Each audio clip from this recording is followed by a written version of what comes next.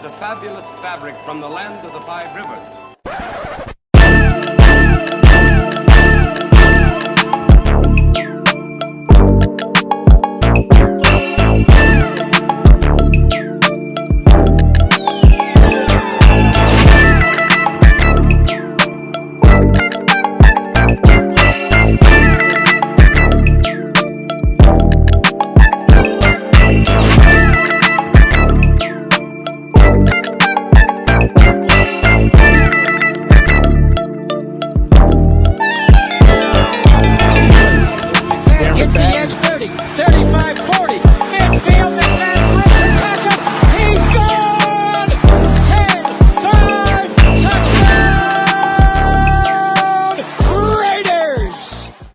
Years ago, when we came to Los Angeles, I really believed that the greatness of the Raiders would be in its future.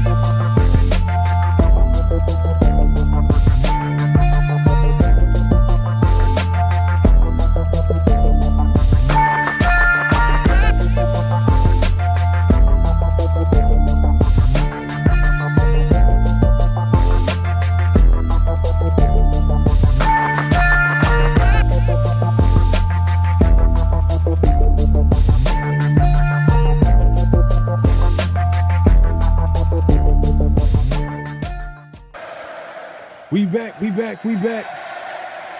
Man, y'all already know what time it is. Oh, you didn't know? 50-50. Welcome to the 50-50 Show with PharoahNFL and the Severe Raider, the realest show for Raider Nation. The perpetuation of the greatness of the Raiders to take a professional football team and give it a distinct characteristic that's different from all others. Make sure to clock in, like, comment, subscribe, and hit that notification bell. Man, y'all already know what time it is, man. It's the 50-50 Show, man, with my guy Severe Raider, obviously myself, PharoahNFL. We got a great show lined up, man. We appreciate the night crew patiently waiting for the show to start, man. You know, this is a usual thing for us, but we appreciate everybody's patience. Another off-season show. It continues, but guess what? Yes. Training camp starts this week. The rookies report this Thursday. The vets report on the 22nd, which I believe is next week. But the rookies able to get a head start. They start off this Thursday. We'll get into that. We'll get into Jack Bech not being signed. A lot of these second round picks around the NFL haven't signed except for two. So we'll get into that and what that means for Jack Bech, and is he going to show up? Is he going to be holding out? You know, because and the thing is, I don't even think by default he's going to be he has to be held out because he hasn't signed his deal. It's not that he wants to hold out. He actually can't show up to training camp until he signs his rookie deal. So we'll get into that. Obviously, yeah, man, everything going around the NFL, all these guys getting extensions left and right. Sauce Gardner getting a big time deal. A few other guys. Hopefully that means the Raiders. Garrett Wilson. You know, he Trey got Smith. Trey Smith got a deal. Oh yeah, okay. That was a guy like I wanted the Raiders to go after, man. But you know, man, the Chiefs, man, they're not gonna make a mistake in letting him get away. You know, that's like arguably their best offensive lineman. But yeah, man, we'll get into all that. Obviously, the flag's on the play, man. Severe, man, what's going on with you, man? How you been? What's up, man? I've been good, man. Look, man, tonight was my fault. You know, no smoke for Pharaoh today. That was my son's first day in pads, man. You know, so practice went late today, man. So you know, hey, Okay, I will take the blame. I will take the responsibility for the late night crew being even later tonight. It's all good. Other than that, man, been good, man. I'm excited. Training camp is finally here, man. We made it through that long, arduous dead period. That is the toughest time of the sports year, man. When NBA is over, football ain't quite started yet. Baseball is in full swing, but you know, baseball. So, you know, we done made it. We got some news coming soon. Rick Rock in the building, man. We appreciate him coming through. We got everybody pulling up today. The night crew's in the building. If you haven't already, make sure to clock in, hit that like button, hit that subscribe button, hit that notification bell.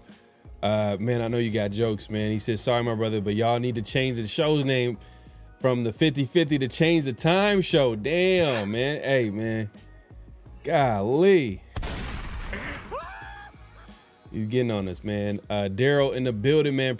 Appreciate Jack Bech holdout. It's possible. You know, like I said earlier, it's not due to him wanting to hold out. Like, you know, he can't even show up. Like, let's say if he really wanted to show up to training camp, he can't show up because I think within the rules of the, you know, rookies signing their contracts, he has to sign that deal, that rookie deal. And I think the big holdup, and we'll get into a little bit, but the big holdup is like the guaranteed money. Like they want, like, I think Jaden Higgins he got a fully guaranteed. If y'all remember Jaden Higgins, wide receiver that possibly the Raiders were looking into getting. The Texans end up guaranteeing his entire contract. He signed recently. And then the other was a linebacker from UCLA. Carson Schlesinger. He ended up getting a fully guaranteed deal as well. So yeah, I'm assuming a lot of these second rounders, they're trying to get that fully guaranteed deal. Yeah. And that may be the wave of the future. So, you know, like they set the precedent. And since two teams have already kind of, because I think Carson Schlesinger was the first to get it. I want to say, I think he was the first to do it. So once he got his, I think that kind of made everybody, you know, once one guy does it, then that's like, okay, everybody going to do it. So that's kind of the precedent now. Like everybody else is trying to getting that same thing. And I think the NFL, they don't want to guarantee that kind of money, especially to unproven commodities. So they're going to fight tooth and nail. So I don't know how long this is going to last. We'll see, man. It's still you know, still got a few days left. Pharaoh loaded me. Y'all funny, man. We still got a couple days. We got a few days, so they can sign Jack Bech anytime between now and you know, Thursday. And also, things don't get started until like the vets report the 22nd too. I think the rookies reporting the 17th is to get them, you know, kind of acclimated, acclimated to everything and like, you know, set up. But reality is that like things won't really start until the vets report, and then they'll be able to like, you know, do the team drills and all that good stuff. But it's always good to be here early, man. You know, man, because you know this ain't college. You feel me? Like this ain't, because in college, like ironically, the rules for practice, that's even go ahead. I know you about to play.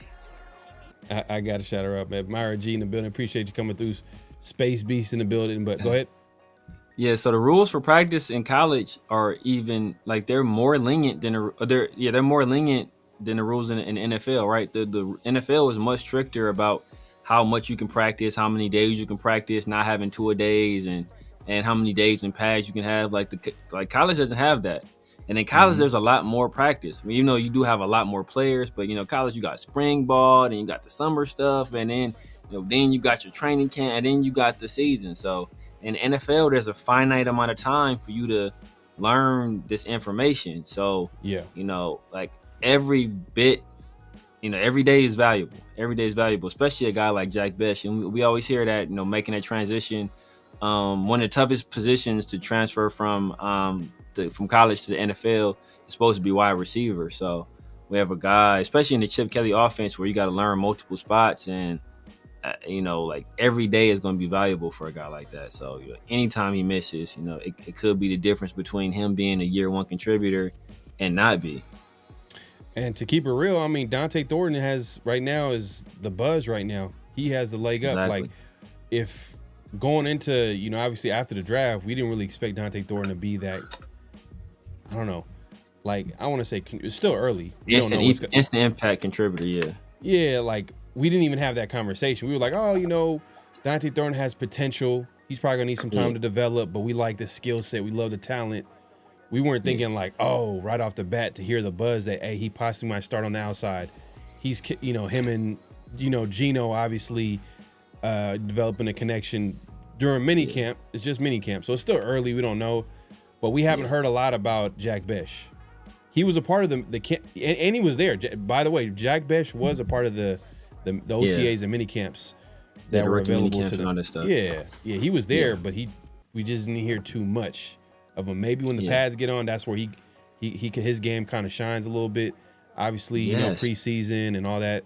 So hopefully he can. Hopefully he won't be held out because of the rookie deal. But that'd be ugly, man. Like, come on. Yeah, because the thing about even with Thornton, right? Like, I saw rookie minicamp and I saw him I saw Thornton going through some of those drills, and I was like, just him as like, he gonna need some work, But he has so many physical gifts that's kind of shining through. When I was expecting Jack Bech, who's like kind of a more polished guy, more crisp, especially in terms of a route runner. This was my brother from another Chris. That's my Midwest brother right there. But I was expecting Jack Bech to be a guy that that kind of stuff would show up early. But Jack Bech being like, he's a more physical guy, right? He likes to be physical and put hands on you and do that kind of stuff. So like once we get the pads and we start having basically full contact practices, that can be a situation where his skill set can be a little bit more on display because he likes that kind of physicality. So like this is his opportunity to really kind of gain some ground, not only on Dante Thornton, but possibly on Trey Tucker, who is the other guy we assume that's going to start on the outside. So right now he's behind the 8 ball with both of those guys, and then you already got guys like Kyle Phillips and the guy we brought in from Chicago who names escape me. Like all those guys could potentially be ahead of Jack Bech if he doesn't get in here soon. So he definitely has some ground to make up, and this contract stuff that could be the that can be the barrier to him. And what's tough about it is that now that we have these other second round picks that sign guaranteed money deals, like no other second round pick and no other agent representing a second round pick wants to be the person that that crosses the picket lines, right? Like nobody wants to be the person that folds and doesn't cave, doesn't get that guaranteed money. They don't want to cave. They want to hold that line. So that means going forward, all second round picks get guaranteed money. So it's a tough situation. They're going to be at an impasse, and we don't know how long it's going to last. We'll see. I'm trying to think, like, how many receivers do you think the Raiders are going to carry? Especially what type of offense we're going to have this year. Because we're going to run the football. I would say 5. Say 5. So, Jacoby, Thornton, Tucker, and then after that, it's like... Yeah, Bech. well, Bech they're gonna carry Bech. Bech. Yeah. leaving him out because he's holding out. You know, I'm being petty. Yeah. Then I think at that point it's either Kyle Phillips or the dude from Chicago. Dude You know, Chicago. if I forget his name, but me personally, I would probably lean Kyle Phillips because of his familiarity with Chip Kelly. But you know, he's another guy that, you know, he's really like a slot receiver. So, you know, how many slot receivers do you really want to carry? So, you know, because they're gonna have Jacoby at slot, even though Jacoby is going to be a dual receiver. He's gonna play inside and outside. I would expect Trey Tucker to, if he's on the team, which I'm expecting him to be, unfortunately, he's gonna probably be play inside and outside. Jack Bech I think right now I wouldn't trust Jack Bech playing on the outside, so he's probably going to be exclusively an inside receiver. Then you got to think about the formations where we have Brock Bowers, like, you know, split out in the slot or split out wide sometimes. So he's going to be playing a lot of that role as well. So that kind of mitigates your need to have more slot receivers. So that could be the difference between a guy like Kyle Phillips making a roster and the other guy making Special a roster. teams. If somebody can get us his name, man. If somebody can put it in the chat, because it's killing me right now. Especially special teams too, as well. Oh, yeah. So basically, you don't have Tommy Mellott making the team. You feel like he's gonna get cut? His developmental year. He's gonna be one of those guys where it'd be like oh, he's out for the season. Yeah, I can see that. He stumped his toe and he hasn't recovered. They just don't want to risk him. Colin Johnson is the other guy. Okay. Colin Johnson, the guy from Chicago. Yeah, I think Tommy Mellott, I don't see him making the squad. He could though. I mean, I wouldn't put it past him, because a lot of times when you have these draft classes, they try to keep all the draft picks if they can. But he just strikes me as a guy. He's a perfect practice squad candidate where, you know what, give him a year to develop, work with our wide receiver coaches, learn the offense. You know, if they want to use him possibly as a returner or use him as a gadget guy, he could also be perfect on scout team as well for when they're playing these mobile quarterbacks. Like, that's a perfect scout team quarterback right there. You know, a guy that can run. Okay, bam, throw Tommy Mellott back there, quarterback. You can run that and be the scout team good guy. Because, you know, we really don't have that skill set from any of our other quarterbacks outside of Geno. But, you know, he's going to be playing offense, obviously. So I don't think he makes it. Like Alex Bachman, I don't see Alex Bachman being back. I don't even remember who else we have a wide receiver. You never know, like, man. Yeah, there's always going to be guys that like ball out in training camp and make it tough to. It's gonna go down in the wire. Like right now in our minds, we kind of feel like we know who's gonna have like the top spots, but then there's always gonna be like a battle that we didn't see coming. A guy like, you know, we'll get into that. We'll get into that, like the training camp battles, because training camp is gonna begin pretty soon.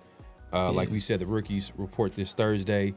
If you haven't already, make sure to clock in, hit that like button, hit that subscribe button, hit that notification bell.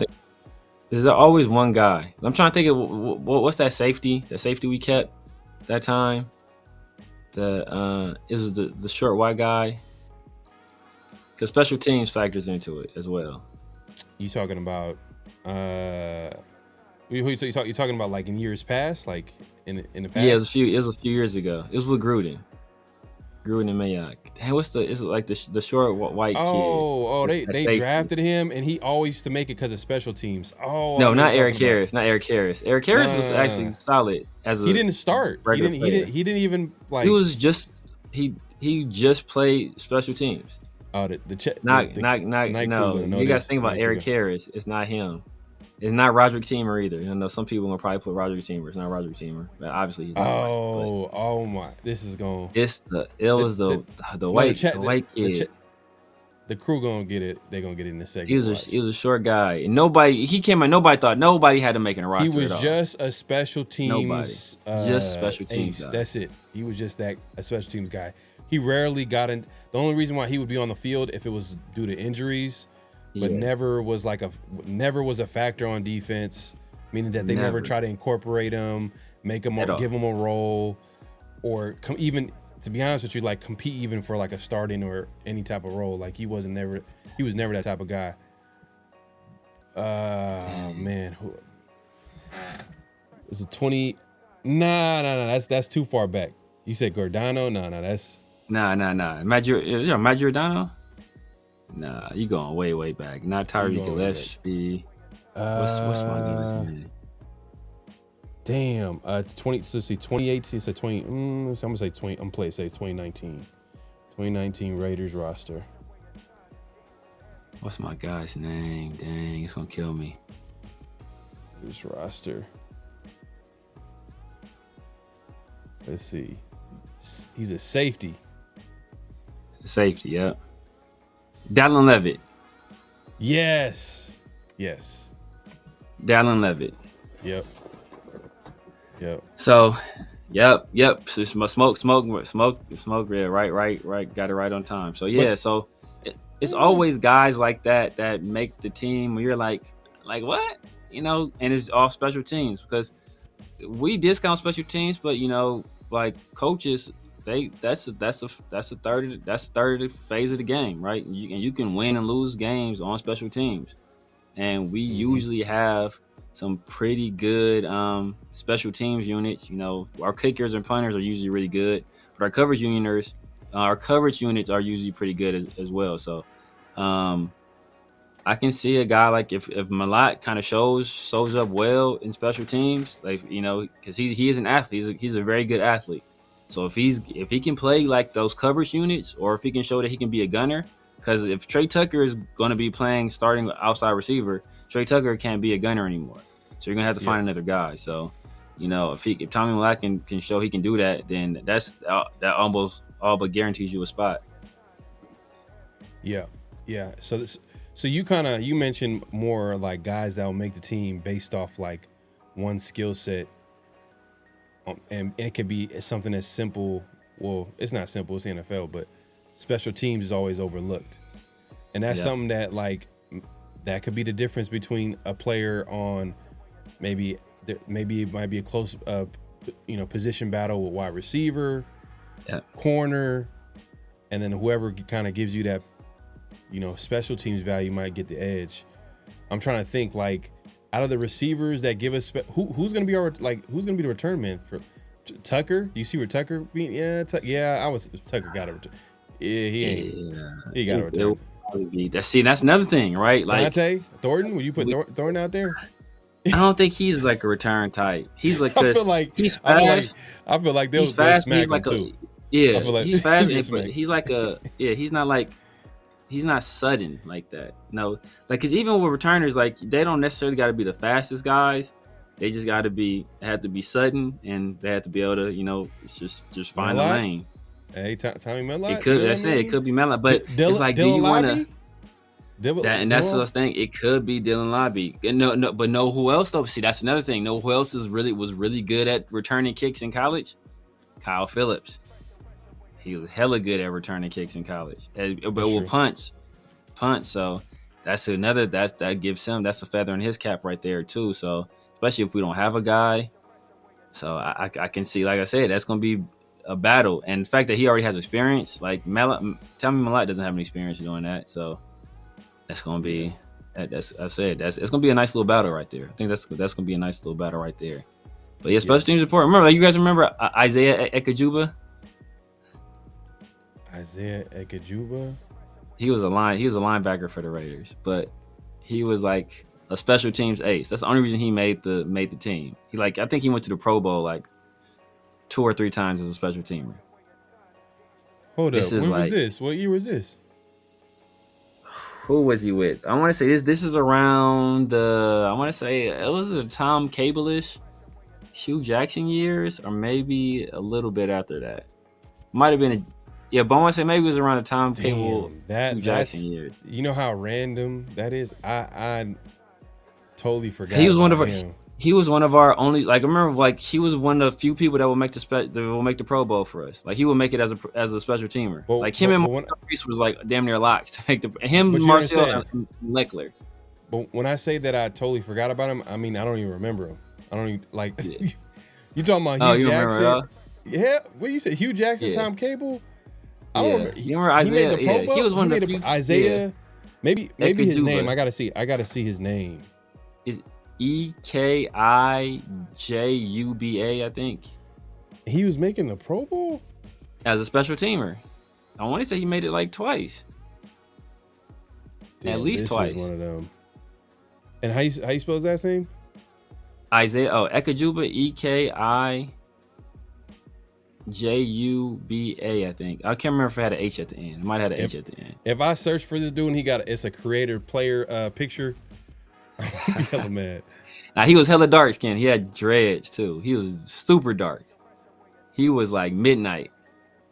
Oh, okay. Now, Red Smoke got it. It's Ekijuba. He was a real bad talent. He was a Pro Bowler, but as a special teamer. I remember one year he was like the only Pro Bowler we had. I want to say he got a nice little, smooth little contract off being a Pro Bowler too, or being a special teamer. Damn, I want to say I he ain't got a gonna lie, nice little Severe. contract. This is one of them ones where you got me on this one. Like I totally forgot about him. Yeah, man. I Yeah, don't even remember. Let me see. Only So him, 20 Leckler, and like Reese was making the Pro Bowl for us. Shit, in my eyes, it was Leckler and Reese, and then that's it. Yeah, and I mean, nobody cares about special team Pro Bowlers. Like, But I would have remember this. That's wild, bro. Can't believe. Let me see. Dates joined July 23rd, 2010, Detroit Lions. 2005 Raiders. Oh, it's 2000. So he was before. That was before. What you call it then? Hold up. How long did he play with the Raiders, bro? Maybe he might have He was been with the Raiders for a little while. He was with the Raiders for a little while though, like 4 or 5 years at least. Okay. Ekajuba was signed to the practice squad of Oakland Raiders. He spent the first 7 weeks on the season there before being put onto active roster October 28. Then became a restricted free agent in 2008 offseason. Oh, he was the third alternate for 2009 Pro Bowl on special teams. And then a year later, he was released. Okay. Damn, I ain't gonna lie, Severe. This one right here, this is too random that you notice. I'm gonna be honest with you. Like, I don't even think. Hey, do y'all remember? Hey, the chat, man, the crew in the building, man. Let me know, man. Do y'all remember Isaiah? Raider Smoke knew what's up. Raider Smoke knew what's up. Oh man, Smoke. Ekajuba. Raider Smoke know what's up. What? Yeah. I'm pretty good with this right here, but damn, this one was. Yeah. You be knowing everybody, Pharaoh. Nah, Severe. You be knowing the random, like. Bro, I'm telling you, I used to remember study Joe this rock. Schmo that was a janitor back in 1970. He looked just like Al Davis too. I'm like, nah, bro. I don't even.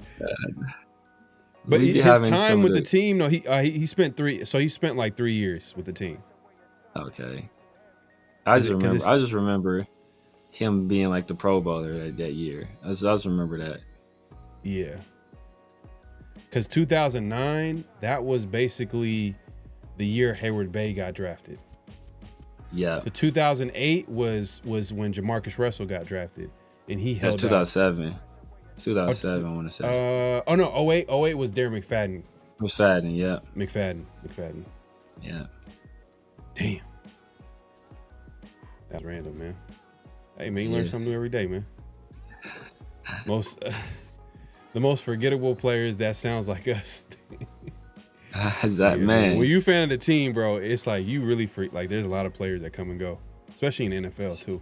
But any sport, but it just feels like the NFL, like it's a lot of players that you. Not I. A lot of players. Not I. Okay, Kevin. All right.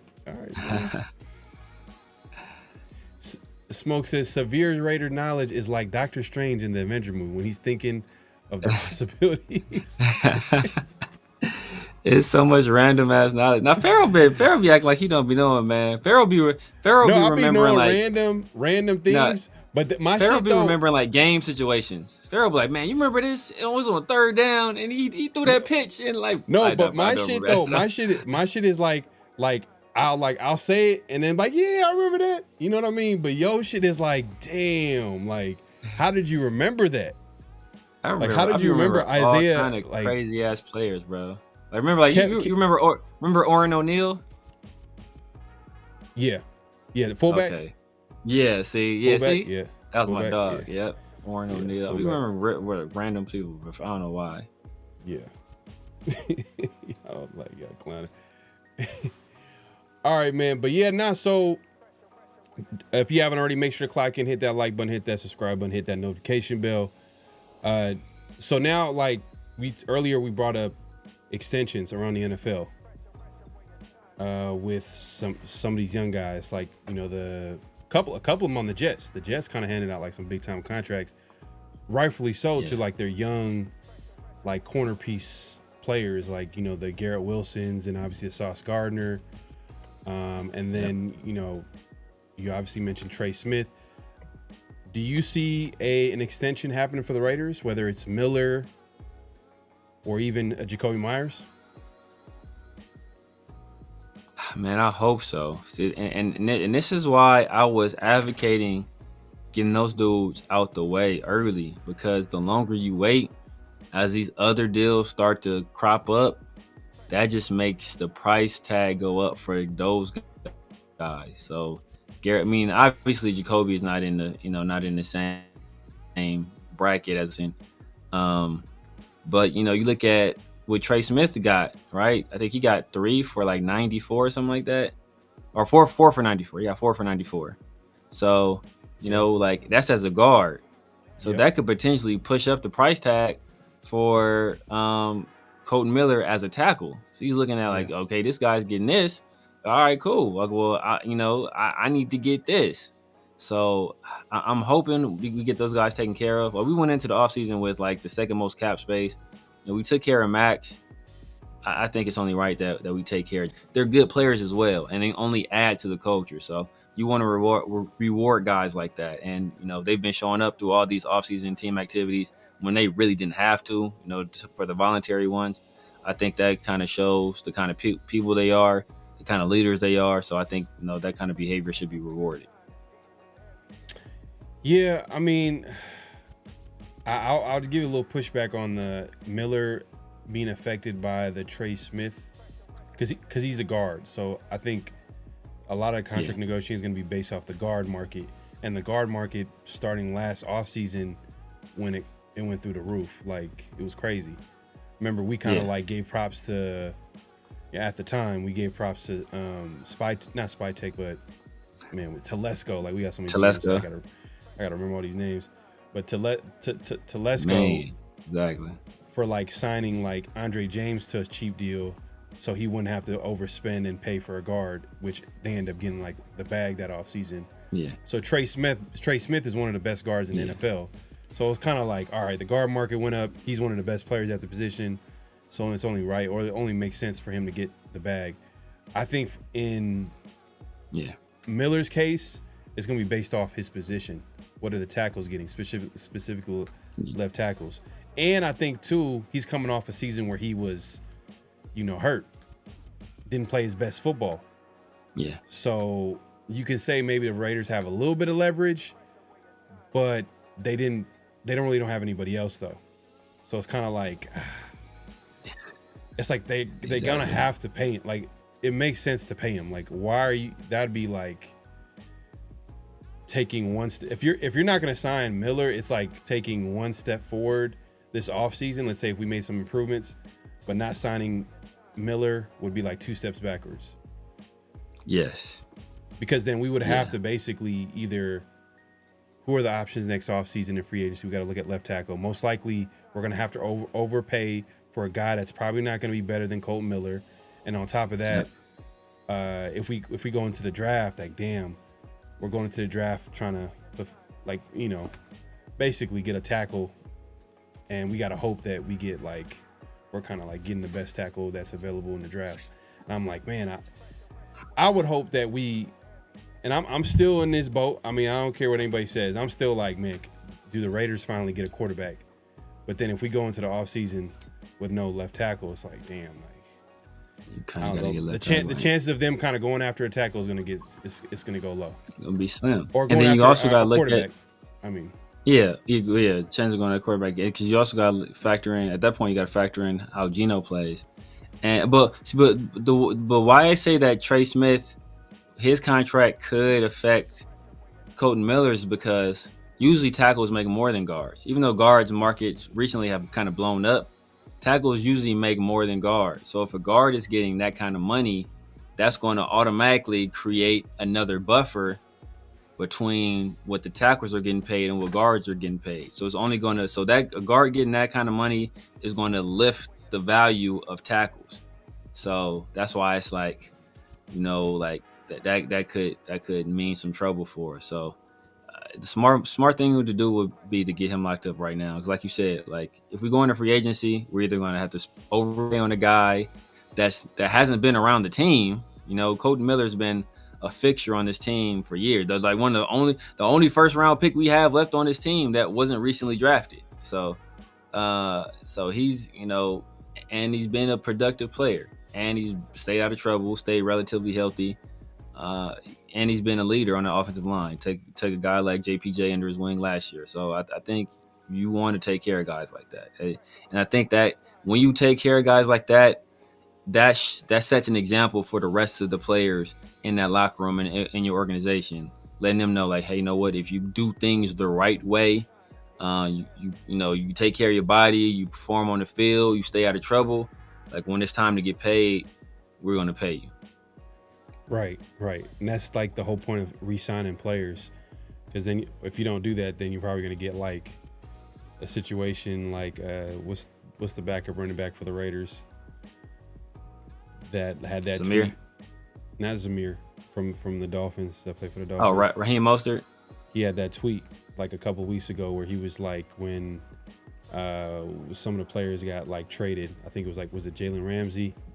I think Jalen Ramsey ends up gets traded or whatever. But he makes a comment saying like, oh, hey, if you make the Pro Bowl and you're due for extension, most likely you're going to get cut or traded from the Dolphins or whatever. Like basically sarcastically saying like, they're not going to take care of you.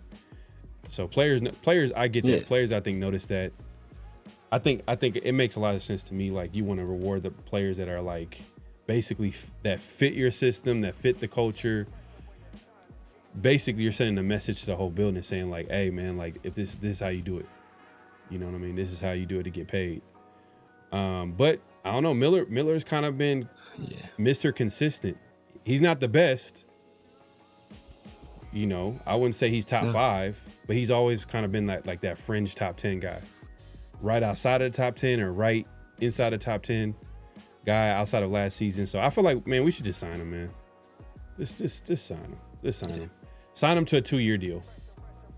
It could be like a 3-year deal, but most likely it'll be a 2-year deal. And then like you draft like a replacement within the next couple, which they technically you could say, oh well, they drafted a couple of tackles or a tackle, a Charles Grant, but then it's like, man, tackle in the 3rd round. You're gonna develop him to being your starting left tackle. Like, what are the chances? Like, I know you want to do that, but like, is that really like what you're betting on? Is to develop a 3rd round tackle into as a starting left tackle? Like, do you see that in Charles Grant's future? Do you see him as a left tackle, a starting left tackle? Oh yeah, I see him as a left tackle. I mean, I don't know if he'll ever develop, but if you look at the tools, they're all there. He needs a whole lot of polish and a whole lot of experience at a higher level. But, just in terms of his athleticism, his movement skills, his work ethic, he has a wrestling background, so he understands leverage. I think all that stuff is there. So, but what you will do with a Colton Miller extension is that buys you some time. If nothing else, it buys you time. So if Charles Grant is not the answer, you can find your answer a different avenue, whether that be via the draft again. We tried before with Paris Johnson and the other kid we was looking at from Tennessee. We ended up not drafting. I forget his name, but we've been looking at tackles previously with the last regime. So maybe this regime finally is the one that says, you know what, hey, we find another left tackle. But right now, I think Colton Miller is still good enough to be our starter until we get a younger guy or a better guy. And right. Like, if it's not broke, don't fix it. Like, our biggest issue on this team ain't left tackle. So, like, I don't see why you would try to upgrade that position right now when there are so many other spots you need to upgrade. It's too risky.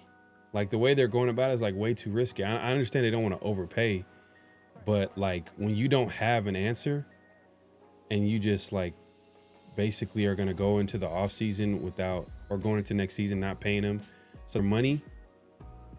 Like, you know, the number 4 guy might get number 1 money, but like they're always resetting the market. But Exactly. If you're like a guy like in Colt Miller, where he's like a fringe top 10, I wouldn't think that he's gonna like get number 1 money, number 1 left tackle money. He's probably gonna get like somewhere in that top 10 because he's like what? He's like 31, over 30 years old. I think he's 30. So, right? I think he's about to turn 30. I want to say he's about to turn 30, or he's 30 right now. I think he's either about to turn 30 or he's 30 right now, or he just turned 30 like recently. Yeah. So, but thing with him is that I think right now he's the 11th highest. If you look at like the average annual value of his contract, he's 11th. So we'll probably have to pay him a contract that puts him somewhere in the top 5, whether that be 4 or 5. But as those other guys sign their deals or sign new deals, they're going to push him right back down to like bottom of the top 10 or outside of the top 10. So I think that's kind of what it's going to look like. It'll probably have to be like 24.5, something like that. Man, hey, shout out to Coach, man. Man, so but we'll see. We'll see what the Raiders do. I think Jacoby might be I think he would deserve an extension, but I can also see the Raiders going a different direction too. I can see them going that, just because like you basically kind of drafted his replacement because they're kind of similar type players where, you know, maybe not similar because they, you know, according to Steve Smith, Jack Bech is a tight end, but like the way that they're projecting him, they're going to move him inside and they're going to, they see some value maybe where he can play outside. Kind of sounds like Jacoby Myers. And when they talk about Jacoby Myers, even like when you hear Spytech talk about Jacoby, they talk about him mostly in the slot. Yeah. So, and then you drafted another guy who probably is going to play the slot. So it's like, are you preparing to maybe go in a different direction with Jacoby? We'll see, especially when like we need an outside guy. Like maybe they might be like, we need 2 outside guys, not just 1. But we'll see. We'll pay attention to what's going on. But real quick, Coach says, did you guys hear about Najee Harris? He has an eye injury and could miss the first couple of games. Yeah, I think this happened recently. Yeah, fireworks incident. And Coach says, God bless July 4th in America. Yeah, this is a fool. I don't know. Maybe I don't know if it's a good thing, because that means that opens the runway for Amari Hampton. In my opinion, is a more explosive, dangerous running back than Najee Harris. Obviously, we haven't seen him play yet in the NFL, but all signs point to him being like everybody kind of projects. Everybody like wouldn't be surprised if he's the starter, no matter if Najee Harris was healthy or not. But now it makes it even more where he could like easily take control of that position, and that might be, I don't know if that's a good thing for the Raiders, but you know, we'll see, man. We appreciate everybody coming through. Man, what team you rock with? Israel Johnson? Yeah, you said Bills. He's Bills. He's a Bills fan. Ah, man, come on, man. No one cares about the Bills. Y'all have a pretty good quarterback. I ain't gonna front, but no one cares about the Bills, to be honest with you. Oh, go Bills. All right, there you go. They shouldn't have won the MVP, to be honest with you. But you know, hey, it is what it is. Yeah. I think that's pretty much it as far as some of the topics we wanted to hit up before to start the show. I think let's see. Carter Bradley did get released. Are you surprised? Yeah. Was it surprising? I was surprised that he didn't. I'm surprised they didn't let him at least battle it out in camp. But if it's obvious that they don't like him, and you know he doesn't fit with this new regime, then It's better to let him try to latch on with somebody early than hang on to him to like the late, and then he doesn't have opportunity to catch on with another team. So do it. I know, not too big, not that big of a surprise, but I didn't think they'd do it right now. Tyler says, I don't know if this makes sense, but would y'all trade Miller for Ed Olivers? Hell no. Nah, left tackle, man. Starting left tackle for aging D tackle that's undersized. Yeah. Nah, I don't know about that. Yeah, and we got a bunch of young guys at D tackle too. We just drafted 2. Jonah Laulu is still pretty young. We signed Lucky for 2. Yeah, we got some guys. Zach Carter is still pretty young. Yeah, we got some guys at DT. I liked Ed Oliver. I liked him when he was coming out of Houston. I mean, I know that was one of the guys a lot of people thought we were going to pick during that, when we grabbed Clee that year. But no, I'm not trading the left tackle for DT. Rishi Rock says Jacoby Ford end around touchdown. That's throwing all day. We'll see, man. Jacoby's probably the best return man in recent history for the Raiders. Probably the most explosive. I'm trying to think, was there anybody better than him? Not a recent memory I could think of off the top of my head. We did pick up a wide receiver. I mean, he had a history of being a solid return man, but he wasn't as explosive as Jacoby though. Because Jacoby, I think, he was more of a kick returner. He was a kick returner. Was he a punt returner as well? I'm trying to think. Oh, did he have a Jacoby? punt return? I think he did return punch, but I don't think that was his primary thing. I think we did return. I think he did return punt before though. Yeah, I think most of his touchdowns on special team came as a kick returner. Yeah. Who I'm thinking about is wide receiver that played. I think he played for the Giants at some point. Was it the Giants? I'm trying to think. It was wide receiver. He had that return. He picked up the ball right next to the goal line. Harris. He played for the Giants. Dwayne Harris. But Dwayne Harris, he's had a history of being a return man though. That was his. That's how he played. That's how he stayed in the league for his entire career. It was just off return. Exactly. Who I thought should have been utilized better was the return man that played for.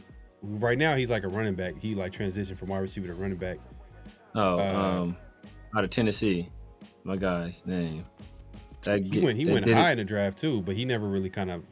He fizzled out at wide receiver. I want to say he went first round. Damn, I can't even think of his name right now. Yeah, it's killing me.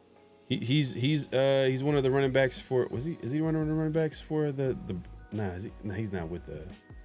He's not with the Ravens. Somebody signed him last year. As soon as that rule change happened, somebody signed him. In my opinion, it's the Steelers. He was with the Steelers last year. He was with the Steelers last year. Yeah, he was running back with the Steelers. Cordell Patterson. Yeah. He played for Ravens, and I felt like we didn't utilize him on special teams. Like it's like what the hell? Like we didn't utilize him. Period. Yeah. Really. He had one touchdown. He had like one little long touchdown. It was like a little trick play, I think. But we didn't take advantage of his skill set. We did a lot more with him. Yeah, but those types of players though, you got to have like a creative offensive coordinator. Yeah. That was Gruden though, wasn't it? Was that Gruden? Was he with Gruden for like maybe? It might have been before. It might have been before Gruden. Yeah, I don't know. Might have been before Gruden, but yeah. So in my opinion, he's the greatest kick returner of all time. Not including punts though, because he didn't do punts. So just kick returns. On the Raiders? No. Just like period. In my opinion, he's the greatest kick returner of all time. Cool. Not including punts though. Cordero Patterson. Oh, Cordero Patterson, the greatest kick returner? Yeah, I think he's the greatest kick returner of all time. Not including punch though. Not including punch. How you gonna say that? Nah, I can't. I can't co-sign that one. So he's not better than Devin Hester. Devin Hester was a punt returner. I think he was a kick returner too. He returned a kick for a touchdown in the Super Bowl. You official when you do that in the Super Bowl, like literally you've been doing it like your whole career, and you do it in the Super Bowl. They probably just used him because it's at that point it's the Super Bowl. But I don't think he was like a everyday kick returner. I think he was mostly a punt returner. I think it was mostly. Remember Joshua Cribbs? Josh Cribbs from the Browns. He'll be up there. He was See, like Dante Hall. similar I think skill set, Dante too. Hall was a. I think Dante Hall was a punt returner mostly too. Yeah. Because Cordero Patterson has the record for the most. I don't know, man. Let me. Dante Hall though. Dante Hall was my favorite returner. That was my favorite returner too. He's still my favorite returner to this day. But I think he was mostly punt returns. But Josh Cribbs was a kick returner. But Cordero Patterson has the record for the most kick return touchdowns. Let me see. I'm gonna look up. And I gotta say it every time. Dante Hall look. So he most kickoff return yards for, okay, this is Kansas City Chief record. Kickoff return touchdown, he had 6. Punt return touchdown. So he had more kickoff return touchdowns than punt return by like 6 to 5. Who, Dante? Yeah, Dante. Yeah, bro. Like, come on, bro. Dante Hall is like, come on. Cordero Patterson has the most kickoff return touchdowns. That's what I'm saying. It's like I'm just talking kickoff. Yeah, I'm just talking kickoffs. I'm not talking about combined. If you're talking combined, then yeah, it's probably Hester or Dante Hall. But just kickoffs, it's Cordero Patterson, followed by Josh Cribbs. Just kickoffs.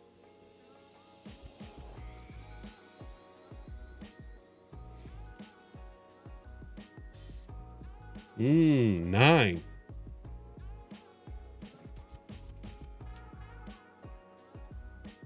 I think his average is crazy too. Like he has a crazy average too. It's like it's not like he's just like his average is super crazy. I think he has one of the highest averages of all time. You know who's, I ain't gonna lie, he's underrated to me, but I like him on special teams too. Ted Ginn. Oh, Ted Ginn Jr. Oh yeah, Ted Ginn Jr. And Percy Harvin too. Percy Harvin too. Yeah. Percy Harvin I think he had a kickoff return and a touchdown in the Super Bowl. Yep. For the Seahawks. And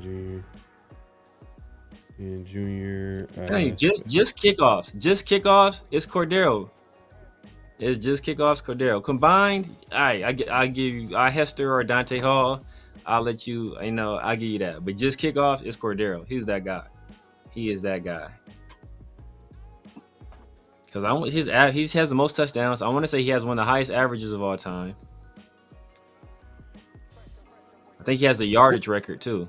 Who was that guy from the Eagles, like early 2000s, late 90s? Dang. That used to be a return man. It wasn't. I know was it it Westbrook? It wasn't. Was it Westbrook? It wasn't Brian Westbrook. No. It was a guy before that. Oh, he was a small guy too. Oh, Night Crew, y'all gotta come through now. Dang. We were just talking, man. Me, Chris, and 805 were just talking about him not that long ago too. He was cold. He ain't better than Cordero though. He ain't better than Cordero. He was cold. I want to actually want to see the special team return touchdown. Brian Mitchell. Brian Mitchell was cold. Brian Mitchell was cold. Brian Mitchell wasn't super fast though. He's just okay. He will break That's you though. DJ, good shit. Jacoby Jones is cold too though. I like Jacoby Jones. Cordero Patterson. He's a sneaky one, but I don't feel like he's the best. To me he's the best. As kickoff, just kickoff, he the best. But he has the numbers though. It's like he got the numbers, bro. I guess he don't got the flair. He don't got because the NFL was trying to take the kickoff away. So that's the main thing. Yeah. Like he didn't get as many bites at the apple because the NFL was incentivizing teams to not kick. If teams were like kicking it like they were back in the day, like he would have got a lot more opportunities. Damn, Devin Hester had 20. 20 what? Most career return touchdowns. 20. 14 punt return touchdowns, 5 kickoff returns. I don't even add One up interception. To 20. Like, come on, bro. Like, now I can't even trust these stats now. Yeah. That don't even add up to 20. As a punt returner, nobody touching Devin Hester. Nobody touching Devin Hester as a punt returner. Like, he was crazy. Devin Hester was crazy. But see, the thing is that Devin Hester was never really used on offense either. I guess that's kind of Cordero Patterson too. They I think they probably tried because he was so explosive. He was a corner. I think his position was corner. Yeah. His hands was bad. I think they moved him to. I think they tried him at Miami. Oh, Joshua Cribbs. I said Joshua it earlier. Cribbs is cold. Yeah, Joshua Cribbs is cold. He has 8. Yeah, that's saying like is just kickoff returner. He right behind Cordero. Like I said, Also just played for pure the Raiders kickoff returner. too, and he played for the Raiders too. He played late in his career though. I don't. Did he make it? Did he make it out of? I don't think he made it out of training camp. He was washed. Like But Allen similar Ross. though. I think they're similar, like It's physical. like they're bigger guys. They're bigger Yep. guys, and they're not like a whole bunch of not a whole bunch of like juking. They just they'll get that lane, and then they'll get that lane. It's hard. They'll break a tackle, and then they gone. Like Allen Rossum was cold as a returner. Tim Dwight was cold as a returner. Jacoby Jones. I'm looking right now. I'm pulling up the Jacoby list. Jones was cold too, though. Jacoby Jones was cold too. Yeah, I'm pulling up the list, the all-time list, real quick. And then Is Allen Rossum up there?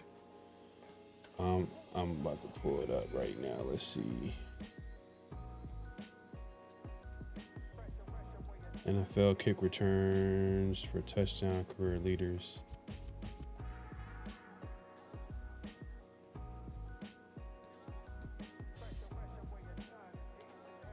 Leon Washington. Oh, Leon Washington was cold. It was the Steelers, right? Jets. The Steelers? The Jets, okay.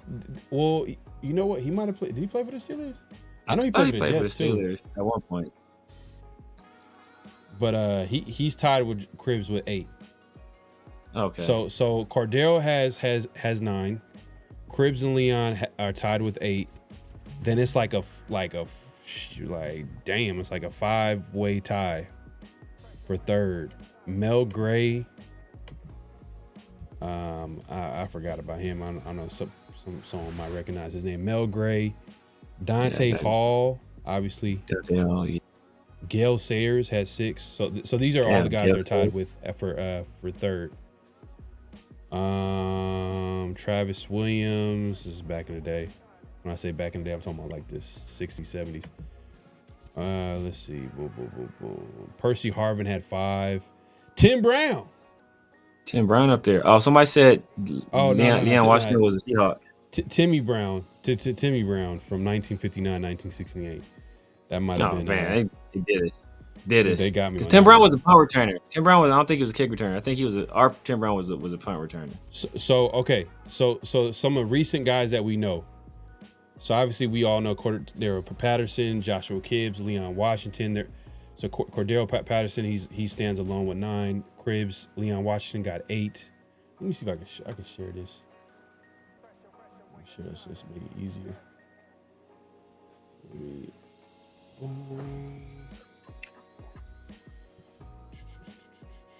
If you haven't already, make sure to clock in, hit that like button, hit that subscribe button, hit that notification bell. Yes, sir.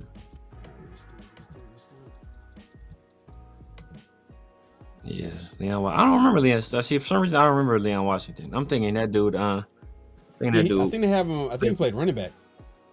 Okay. See, for some reason, I thought I remember him with the Steelers. Steelers had somebody named Washington.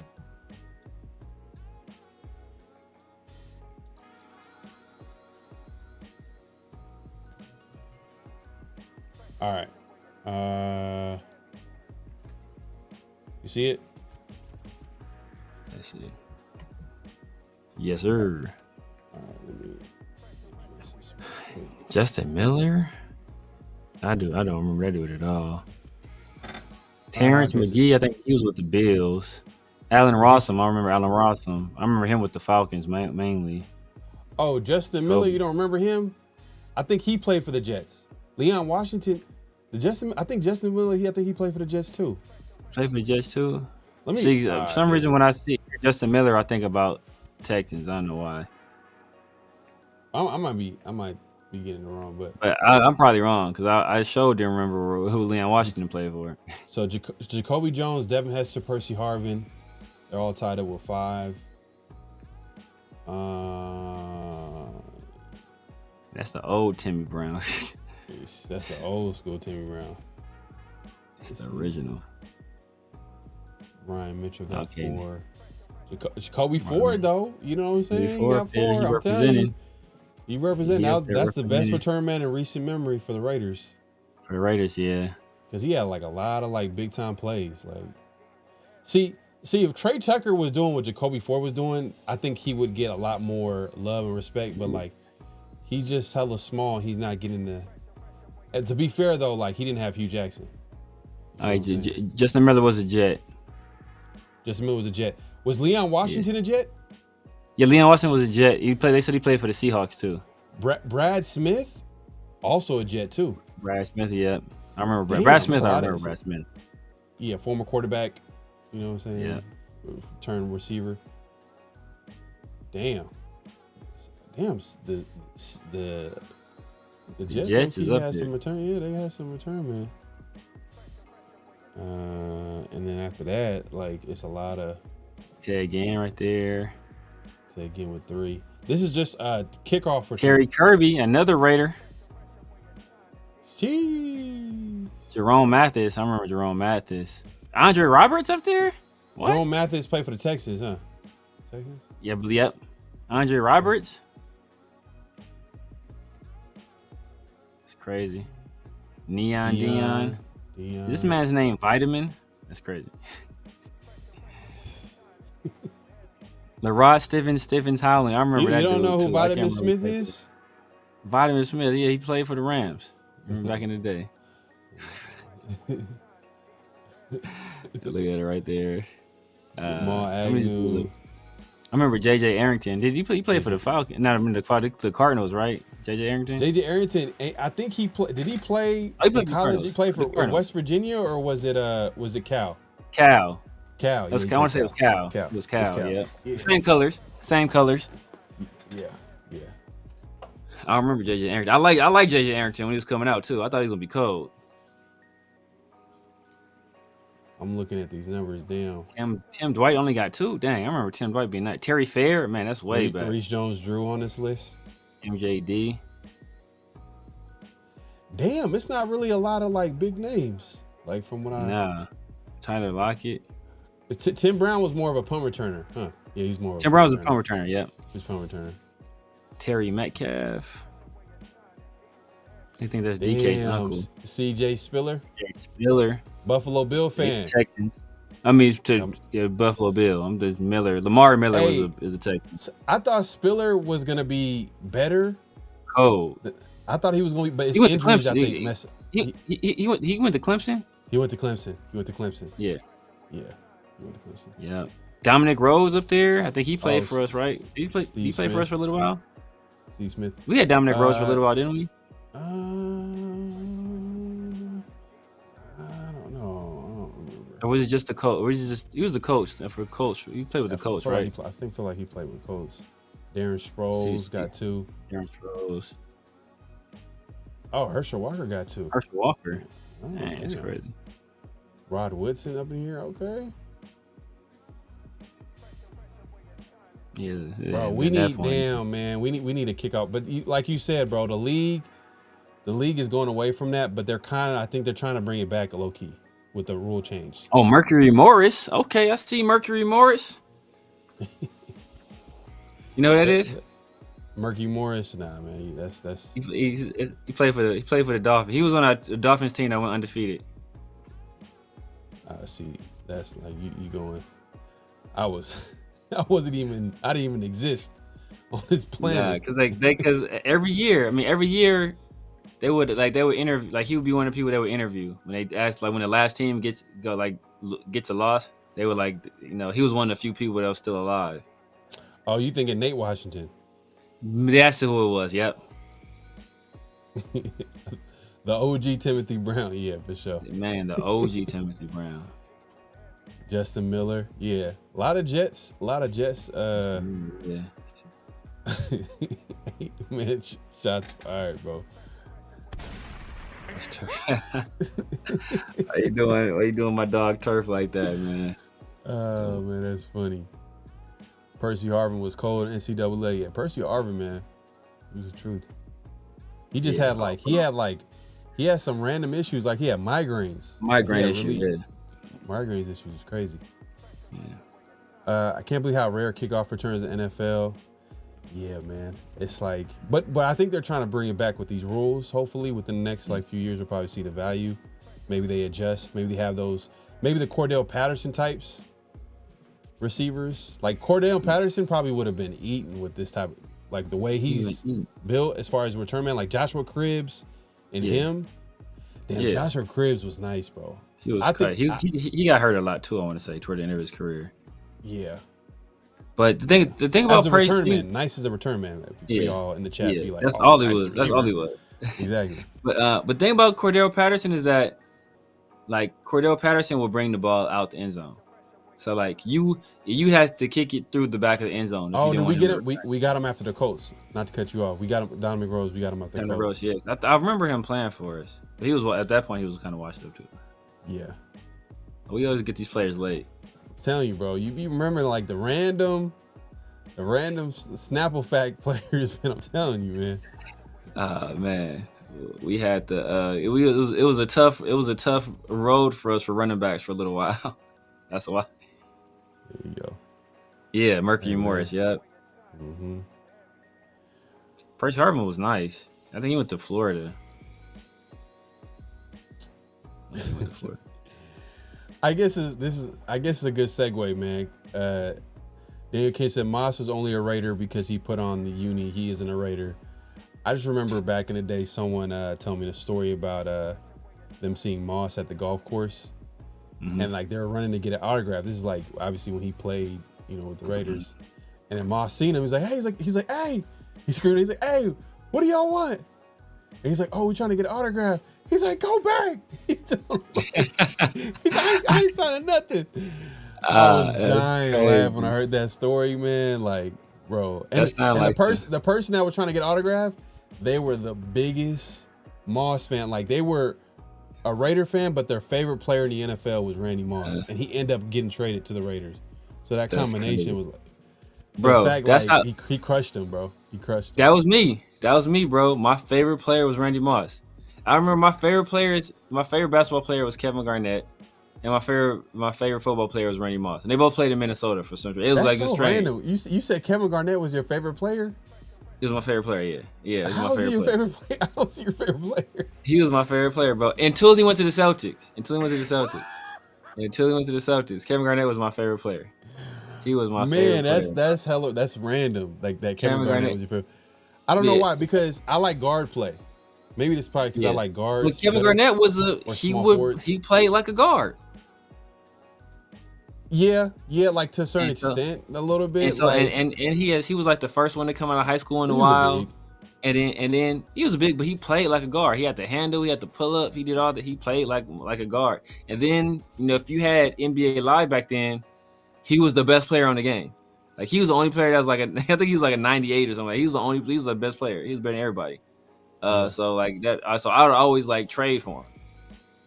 I mean, I said over Kobe Bryant for like the first, I don't know how many years of Kobe Bryant's career. I hated Kobe Bryant because one of my favorite players was Eddie Jones when he's with the Lakers, and then when they brought in Kobe, like that made them get rid of Eddie Jones. So I always resented Kobe for that until they started like winning. But in the beginning, I hated him because like Eddie Jones was like my favorite. He was my favorite Laker. Yeah.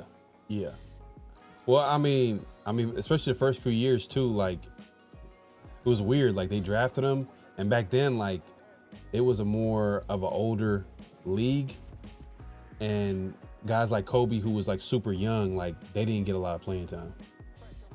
Yeah. You know what I mean? And he kind of came to a situation where they already had like established veterans too. So it's not like he went to a situation where they were terrible, and then you're gonna get a lot of playing time because everybody else is trash. So it wasn't that type of situation. Like Kobe had to like fight his way into the starting lineup. Like he was a 6-man like his first 2-3 years. Like he was coming off the bench like first 2-3 years, right? Coming off the bench, yeah. Like at least I want to say the first 2 years until we got rid of Eddie Jones. Eddie Jones ended up going to Miami. Yeah, ironically. Yeah. But speaking of players dissing fans, you know what I mean? It's I guess a perfect segue, man. It's that time, man. It's flag on the play. Offense. He was giving them the business. Severe, man. If you wanna lead with the first flag on the play, and you know what I'm talking about with Aaron Rodgers. Yes. We were just talking about guys not signing autographs, and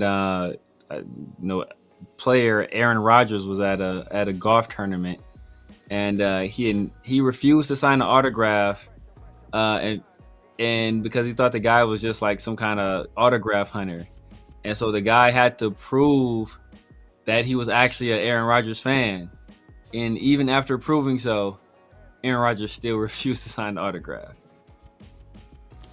Bro, I seen the video. Man, I don't even want to. Should we go ahead and play the video? We can play the video. Aaron Rodgers is a dick, bro.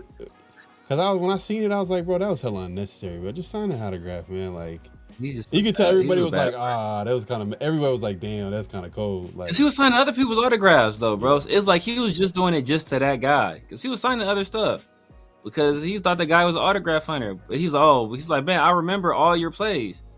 And then you start asking these guys, like, then he kept like asking like super specific questions. Like, what was the score of the game? And the guy got the score of the game. He's like, did I throw a touchdown? He's like, yeah. Like, who was the touchdown to? It's like, come the hell on, bro. Like nobody remembers those specifics. Yeah. Oh man, we had a few stuff that we kind of left off.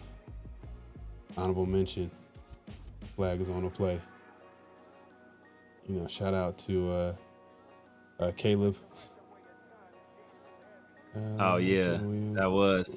That almost got selected, Daniel Kim. Oh, Ecstasy of Order said the guy was a hunter.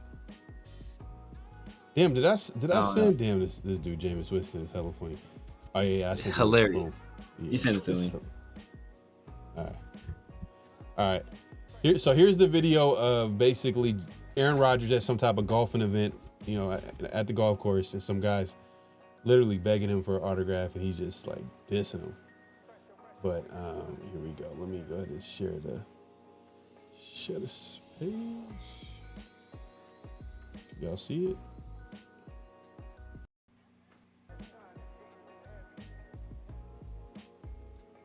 No, I can't see it. It's black. It's blacker than Isaiah Ekajuba. Hold on. Y'all can't see it? All right.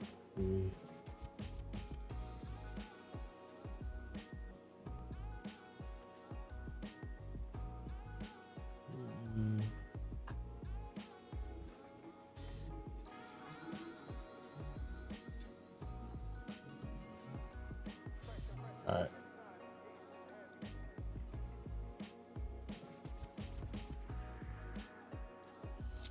All right, do you see it? There we go. We got action.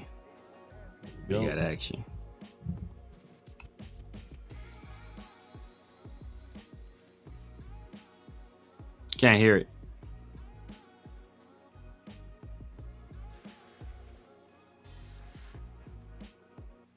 Negative.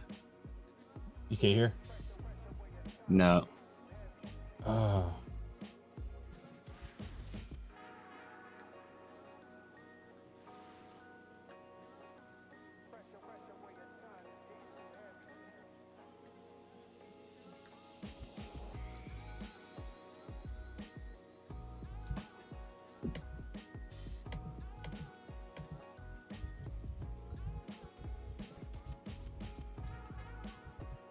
You can't hear nothing? No. All right, it's all good. So just to give you all the gist of what's going on, he's basically not trying to sign his autograph. Then he tells him he asks him about a game that he played years ago, and he asks him what's the score of the game. He tells him the score of the game. He tells him what happens.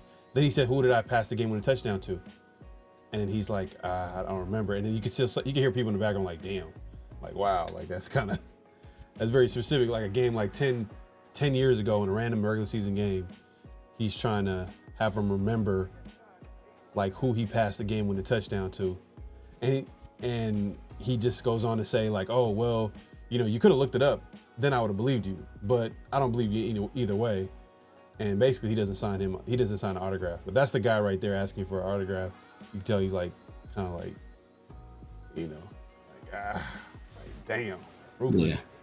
But flag on the play on Aaron Rodgers, man. It just adds to the image of Aaron Rodgers because everybody kind of looks at him as kind of like, yeah. Look, and put it like this. Look, the guy had a tick. So the game he was talking about, because the guy's trying to get a hat signed. The guy had a ticket to the game Aaron Rodgers was asking him about. And then, as you said, Aaron Rodgers said, "Oh, you can look it up though, and I will believe you. Then I will sign your thing. But since I don't believe you, I'm not going to sign it." And then the guy started to walk away, I guess, insisting he was at the game. And Rodgers said, "No, you're an autograph hound." The guy then said, "You can personalize the autograph. Then I can't like really make any money off of it." And then Aaron Rodgers said, "You're an autograph hound." And somebody in the background said no. And he said, "Yeah, you are. You can't fool me. You can't fool me."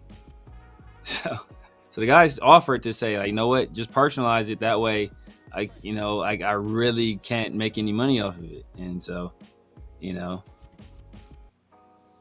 still refused. That's it took 5 seconds to sign an autograph. Yeah, it is what it is, man. At that point, I'm kind of like, I'm not really asking for autographs, to be honest with you, so I can't really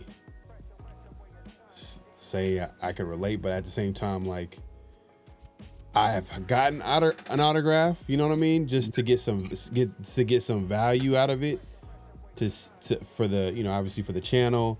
I have like a Tim Brown signed ball, so one of these days, man, when I hit a big number on this channel, I might be able to raffle that off.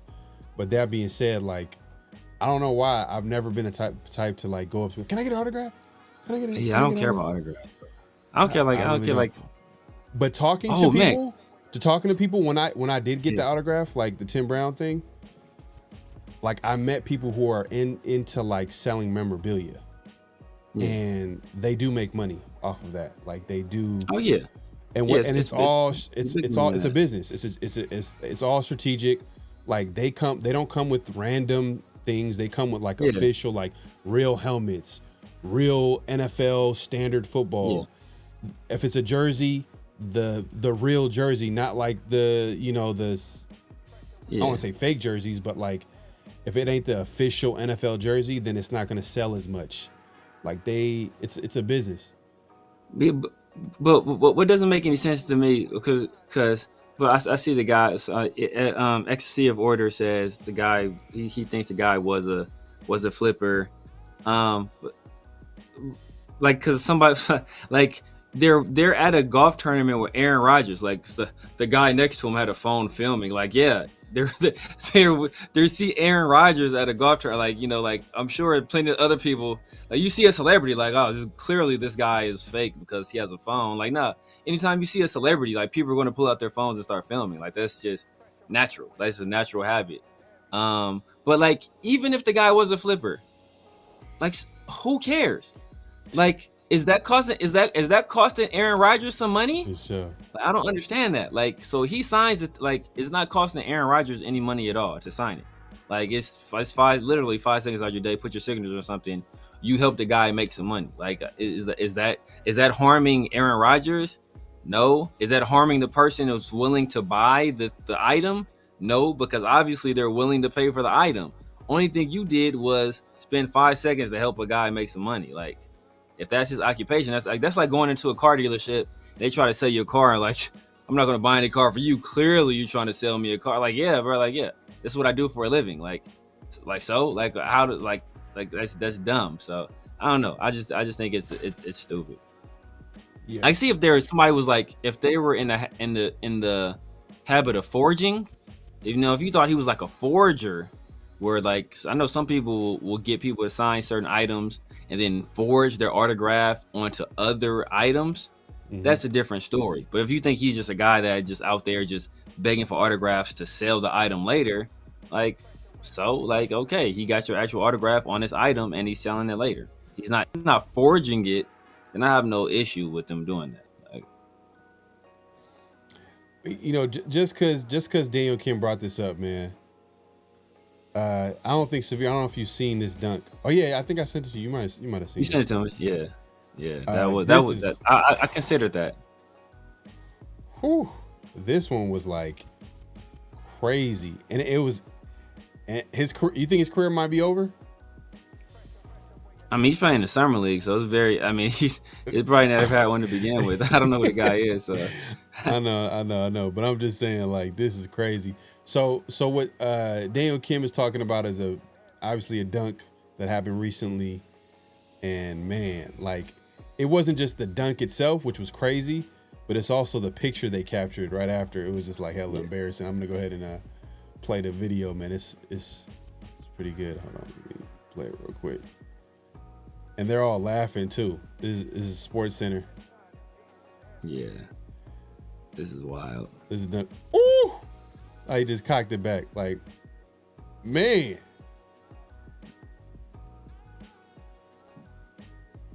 Just the within this guy's face. You guys. So the dunk itself was nice. It was impressive. Like the way he cocked it back, man, was nice. But when you see the look at that. That's wild, bro. That is gonna be famous forever. He's gonna have to I would say cut his hair. Maybe cut his hair, maybe. Yeah. You know what I mean? He is part of internet history forever. Yeah, they're not gonna let this go for sure. Oh no, he's never gonna let it go, bro. His teammates are texting him this picture now, like they probably put it up in his locker. Man, that's hilarious, man. We have to show that real quick, but we do have another flag on the play though. We have another flag on the play. And go ahead and Severe, go ahead and get an intro for the next flag. Yeah, man. So the next flag on the play, we all know Teddy Bridgewater, former, I want to say he was a first-round pick for Minnesota Vikings. He played a while in the league. He bounced around. I think he was most recently with the Lions as a backup. They signed him to a backup role for the playoffs. We know he was a coach in Florida, and he was recently suspended for providing impermissible funds to his players. Now, when you hear what it was money for them to Uber stuff, just like buying them food to eat, paying money to get them like therapy after the games, paying for like, rides and stuff like that. Like it was that kind of, that's what he was doing. And because he was doing that, they ended up suspending him for that. So I think it's crazy, man. I think it's wild for them to suspend somebody for using his own funds to help enrich the lives of the players that he's coaching. Yeah, I didn't understand like what's going on, and I guess. Now we talked about the follow up afterwards, the investigation or whatever. Yeah, and like, Bridgewater, he like addressed it a little bit in social media. There's some of the things that were kind of like cryptic, certain ways, where he was kind of accusing someone he's saying that someone's going after him for whatever reason, maybe because he feels like maybe it might be I don't know if it's a coach somewhere he feels like he feels like Teddy Bridgewater has a competitive advantage because he's out here helping out a high school team that needs help. You know what I mean? Yes. Like come on, just because he has a resource to do it. Like, I mean, come on, man. Like, I don't know. I just feel like it's kind of weak that he's giving his own money to support these players, and he's gonna get suspended. But like Bridgewater made a point where he says, "I don't even work for the high school, so how do I get suspended if I'm not even working for you guys?" Like, there's no. He's not. I don't think he's not getting paid to be a coach for for the high school team. So yeah. It's more details here. I wish I played for Teddy Bridgewater's team, but so Teddy Bridgewater, part of what was said is that Teddy Bridgewater, he was not an actual employee for the school. He was essentially a volunteer. So that's why it's like you spend. This is volunteer work. And he also said that he self-reported the funds that he spent. So, but this is some of what he covered. It was $14,000 for training camp. So I'm pretty sure that's probably like the facility, possibly referee fees, And then 9,500 for team pride sets. 2,200, and this is for all the players. 2,200 a week for pregame meals, 1,300 a week for recovery, and 700 a week for Ubers. And this is for all the kids on the team. So, you know, and as was said before, he's not getting paid by the school. You know, it's like a volunteer role as a head coach of the team. And he's taking money, his own money, to enrich the lives of these kids. And they're like, oh, yeah, you're spending money on them, so we suspend you. Yeah. And, you know, and like I said, there was a cryptic tweet. Maybe as time goes on, they'll have more information as far as what's going on and who is trying to throw Teddy Bridgewater under the bridge. You know what I mean? No pun intended, but I'm just saying, like, it's just a weird situation. Like, how is someone trying to literally donate his own money trying to help out saving that kids? one up. Pharaoh was definitely saving that one. Yeah, I was just saying. He had that in the barrel. He had that in the barrel. Like, I wrote it down right here too. I wrote it down. I had it, rehearsed it too before the show started. You know what I mean? I just had to time it up perfectly. But nah, for real though, man. It was clean. It was good. You know what I mean? Hey, man. But it's a flag though. Flag. The whole point is the flag on the play. Whoever's going after Teddy Bridgewater, it seems like he's saying it's bigger than them suspending him for what he's doing. He's saying that someone is going after him. I think I don't know if you see, I sent it to you earlier. Let me see if I could pull it up here. Because I think they I don't know if they won state or if they won. Like, I see it right here though.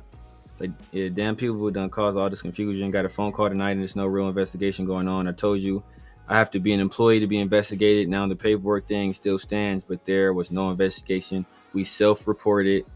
Vernon and his administrative homeboys want me gone apparently, and tried to hire one of my dogs like bro wasn't going to lace me up. The suspension came from MNW, and it's impossible to suspend someone who doesn't work for you. I'm pretty sure obviously that's probably the school.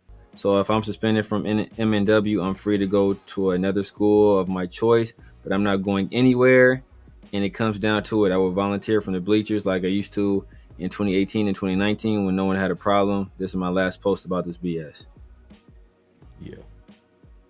Yeah. So is it someone from the school? Possibly. I don't know. Maybe. I don't know who Vern is, but it's his administrative homeboys. But then he said that MNW is where the suspension came from.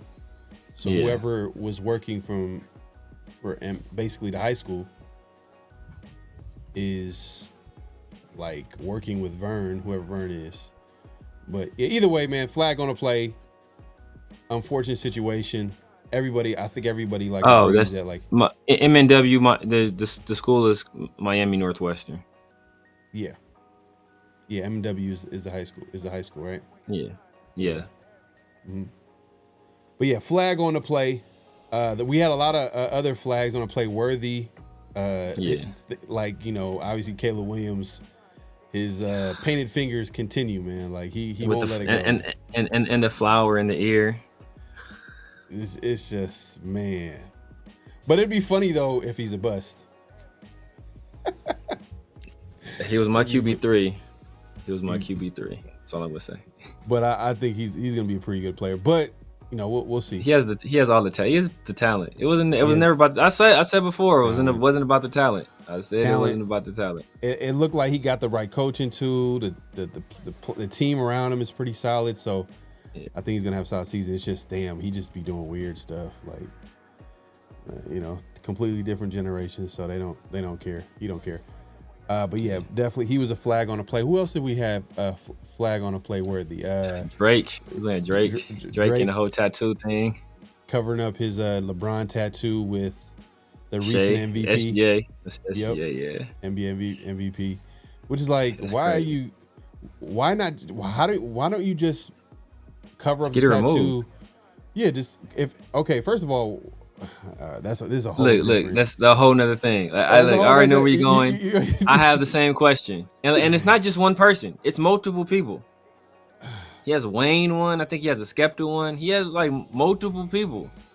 How about just So not it's get like, grown men on you tattooed? You know what I mean? How about that? But that's a whole different conversation.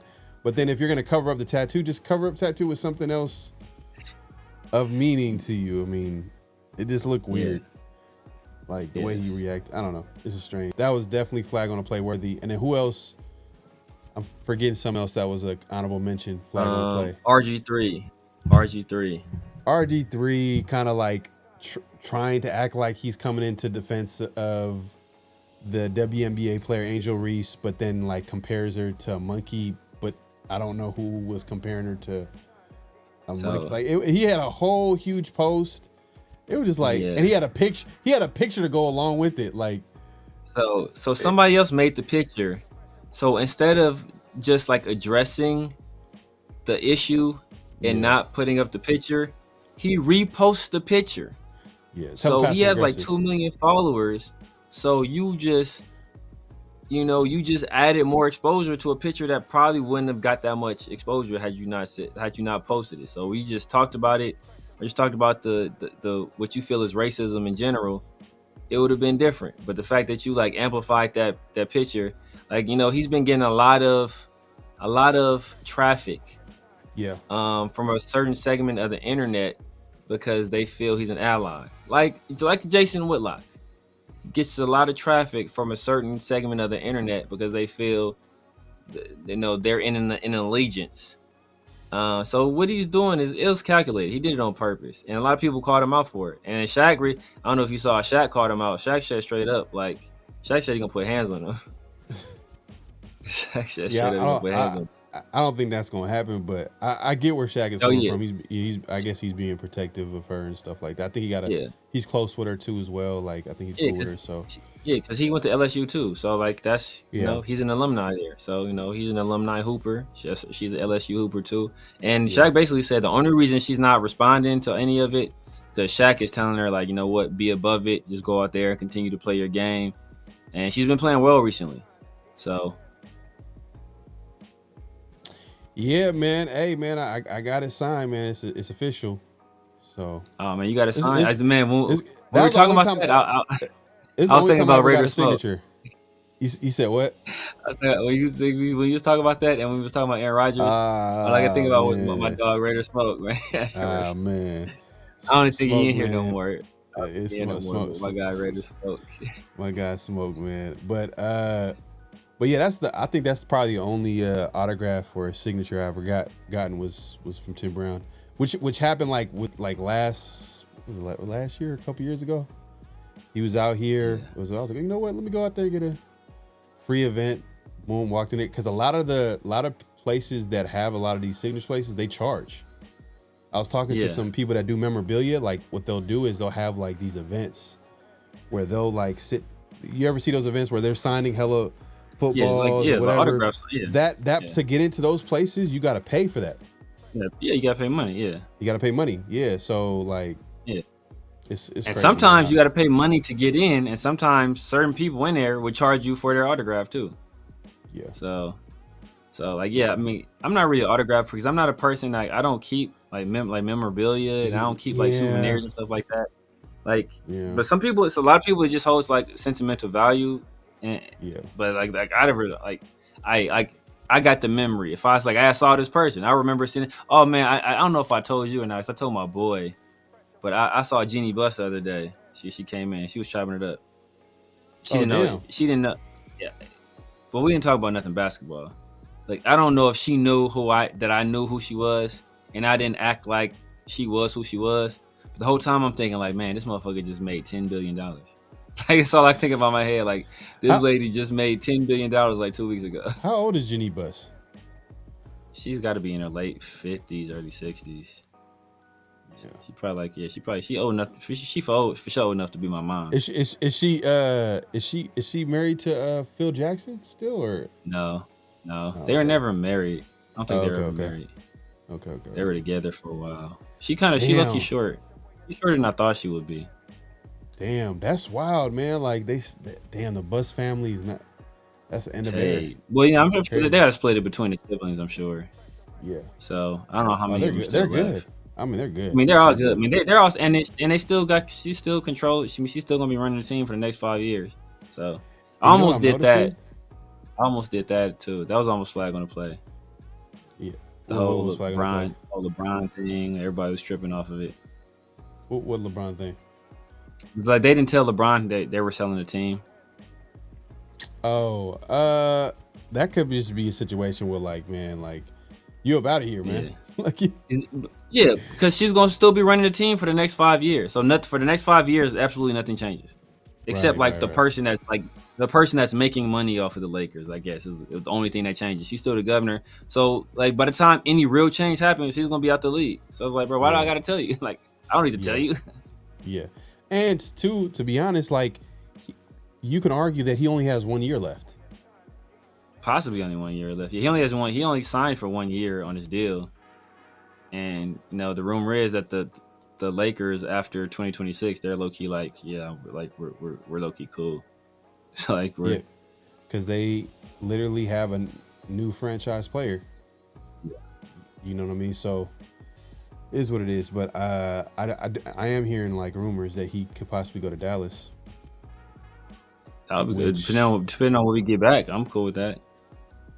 But what would you get back for LeBron though? An older LeBron that's like not a number one option, not a number two option. He's a number two option for sure. He's a number two option. He can be a number two option. I think you're basing it off like the last few years, but Father Time is undefeated. So you got to project it to be like he probably gonna be like a number 3, 4.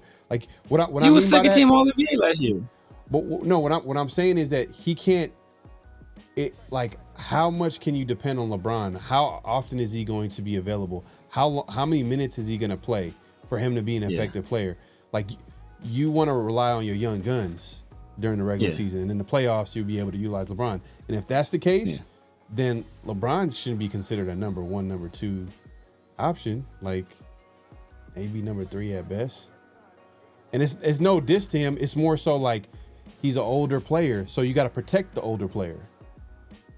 Yeah, I mean, that's what I'm talking about. It's not the talent itself. It's more so like, damn, you can't even utilize the talent. You can't even utilize LeBron like you want to because he ain't the young LeBron no more because he can get hurt, be out, and injuries take longer to heal when you're older. So like the number 1, number 2 guys, you could run them, have them play like 40 plus minutes a night, be good. We gotta look at it like this though, like they have Kyrie Irving and Anthony Davis, 2 of the most injury-prone motherfuckers in the league. So I know, it's like I know they can't be like trying to. But so it's like But from their perspective, though, it would be like from a chemistry standpoint, it would be a great. That's a great because he's played with both of those guys already. Before. Oh man, it'd be a great move. Because Kyrie could be the number 1. Yeah. And like Anthony Davis could be that number, 1B or number 2. Yeah. And then LeBron could be like the overall, like I think it would be a great move. It'd be a great move. Only thing is, it's gonna be hard. I don't know. It's gonna be difficult, I think, to make the salaries match. Like they'll probably have to throw in Klay Thompson. Probably, it's not. It can't be a one-on. It's gonna have to be like a multiple team deal. And it's hard to structure those things. Well, I mean, Klay comfortable in Texas right now, so exactly, he's hella comfortable. Exactly, he's hella comfortable. And I don't want Klay. I told you last year I don't want Klay. I told you he was low key washed last year. Well, I think Klay as a role player is not bad, but like if you want Klay to be like a number 2 option, like the Warriors were depending on him, like he's right now. Right now, if we get rid of LeBron, Klay, somebody else got to be the number 2 option. Yeah. But yeah, man, we appreciate everybody coming through. Make sure to clock in, hit that like button, hit that subscribe button, hit that notification bell. We're not done yet, man. We got notable quotables. This is where we play a quote that we find interesting and we want to have a conversation about.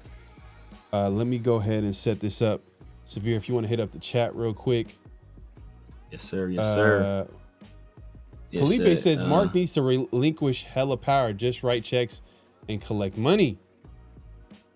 I think that's what he's doing right now. Yeah, pretty much.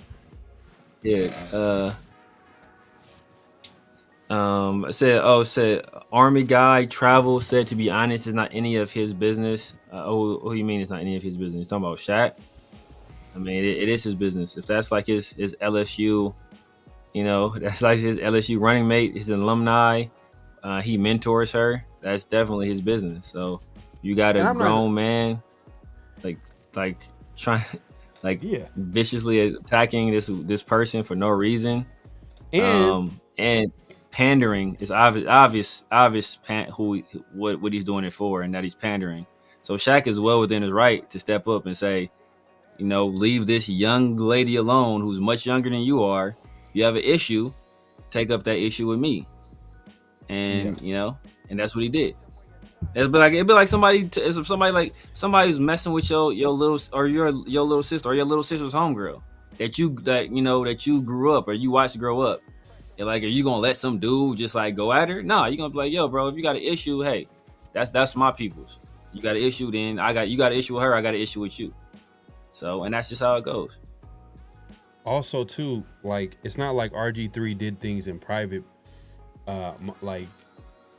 away from the public eye, where away from it was a one-on-one type of situation. It was in front of everybody. If you're posting things on social media, you can't get mad for people talking about the thing that you posted on social media for. Exactly. The whole world, it's anything that you put out to the public is everybody has a right to talk about it because you put it out for the world to see at the end of the day. So you can't you can't say none of your business because it is. Shaq has a podcast. He's in the media. He's in sports. He has every right to talk about it. On a lot of different levels. We get to talk about it because we can. Yeah. It was posted for everybody to see.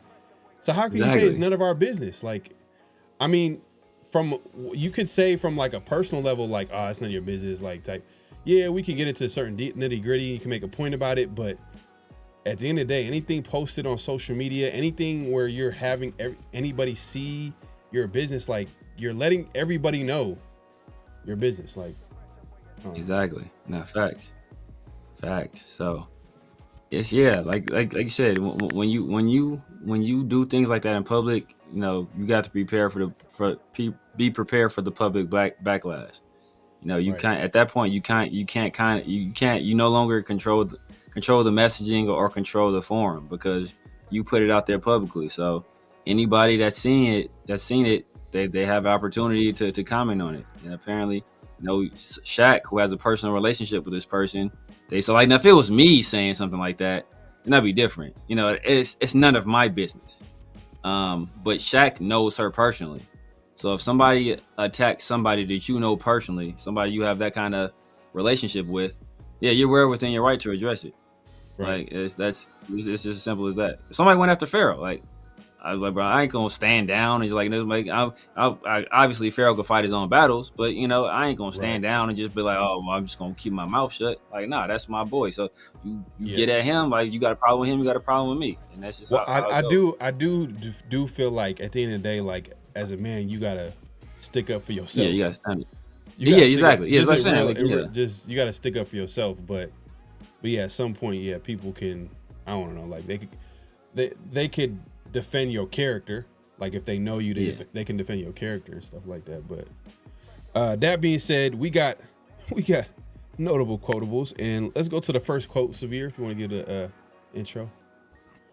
Yes, sir. So, legendary running back. I think it's fair to call him legendary. Marshawn Beast Mode Lynch. Obviously, he has his podcast, and this is a clip from the season. This happened. I want to say this happened during the season, but I found it pretty funny. They were talking about Ashton Jeanty, and Marshawn Lynch commented on how Ashton Jeanty runs. I thought it was Marshawn being Marshawn. That's all I could say. Marshawn being Marshawn. I wanted to get your opinion on this young kid out of Boise State, bro. You ever watch Ashton Jeanty? You ever watch him? Man, that out there running like a real African. You understand what I'm saying? Hey, bro. Man, First of all, that little F is getting active, bruh. balling. Active, bruh. I called his game when they played Oregon. Now, they lost to Oregon. They should have beat Oregon. Okay? And what, he had Bruh. 1,000 yards rushing?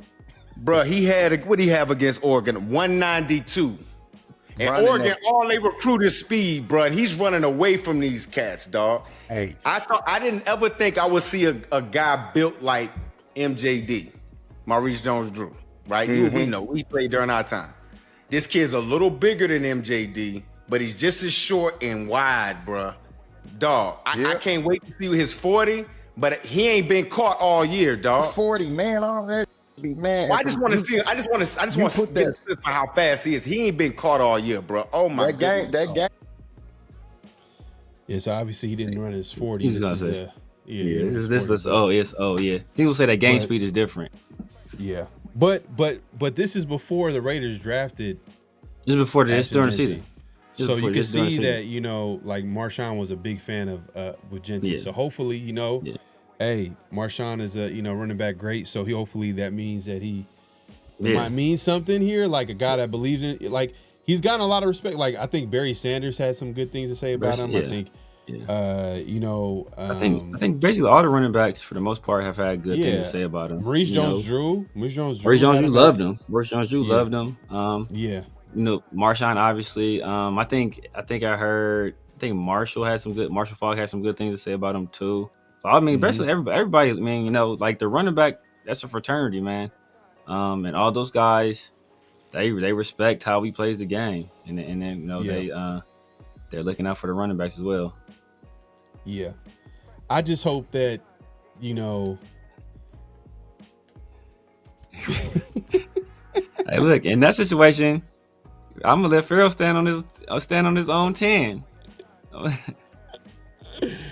Only if he's not there to defend himself will I have to jump in. But if he's here, I'll change you to do it. Pharaoh, you ain't shit.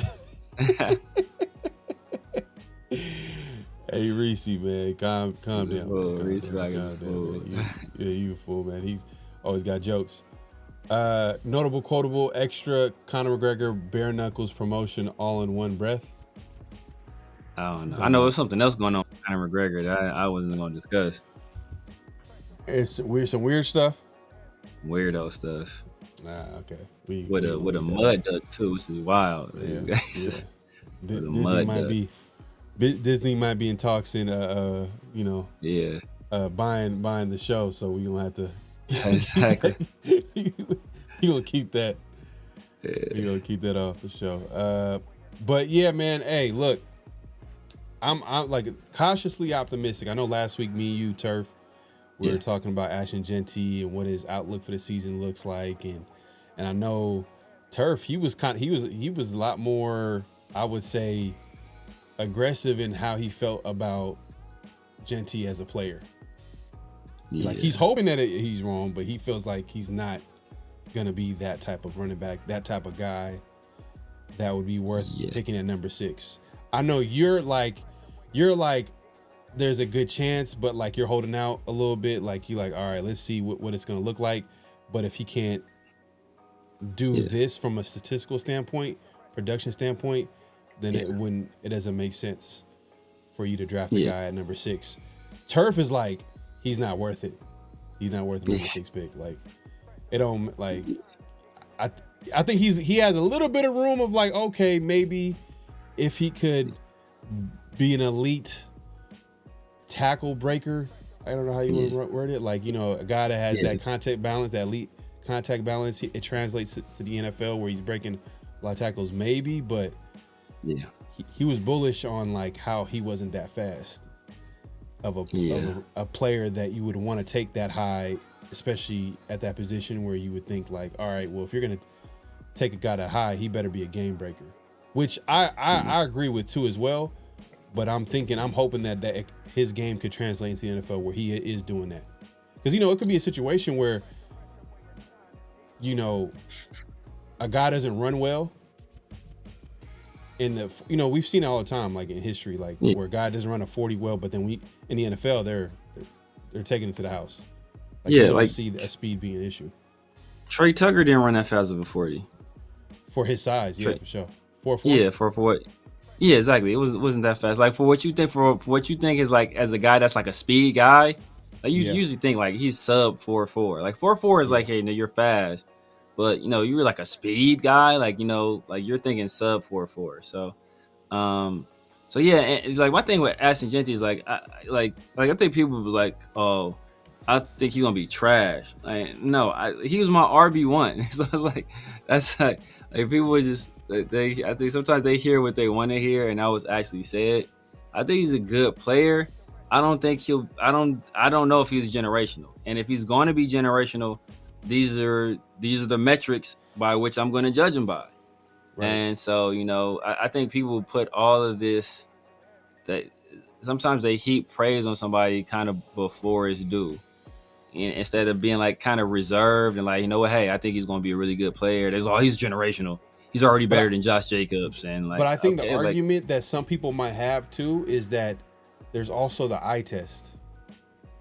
You watch him play and be like, yeah, this dude, that's how the number one running back should look like. That's how a player, the eye test. But then he might not hit the metrics. So you're not going to say he's not that guy, even though he didn't hit the metrics. But then like 2 years later, a year later, or the following season, he has an all-time great season, or he's a top 3 statistical running back season. You see what I'm saying? Like, you're going to see, because running back is the most transferable position from college to the pros. Like that's what everybody says. So if you're this guy, then you should do that immediately. Like one of the problems I had with Brock last year, outside of Michael Mayer already being drafted, is that first round tight ends have a high bust rate, and that usually wide receiver, tight end, and I think corner, those usually have difficult. There's like a lot of times those are difficult transitions from college to the pros. So I was like, what, if I thought we were in win now mode last year. So I'm like, what, we drafting this guy, we already got a tight end, and he's like, no, this position has a high bust rate. I was like, I don't know about that, but he showed he was a generational talent.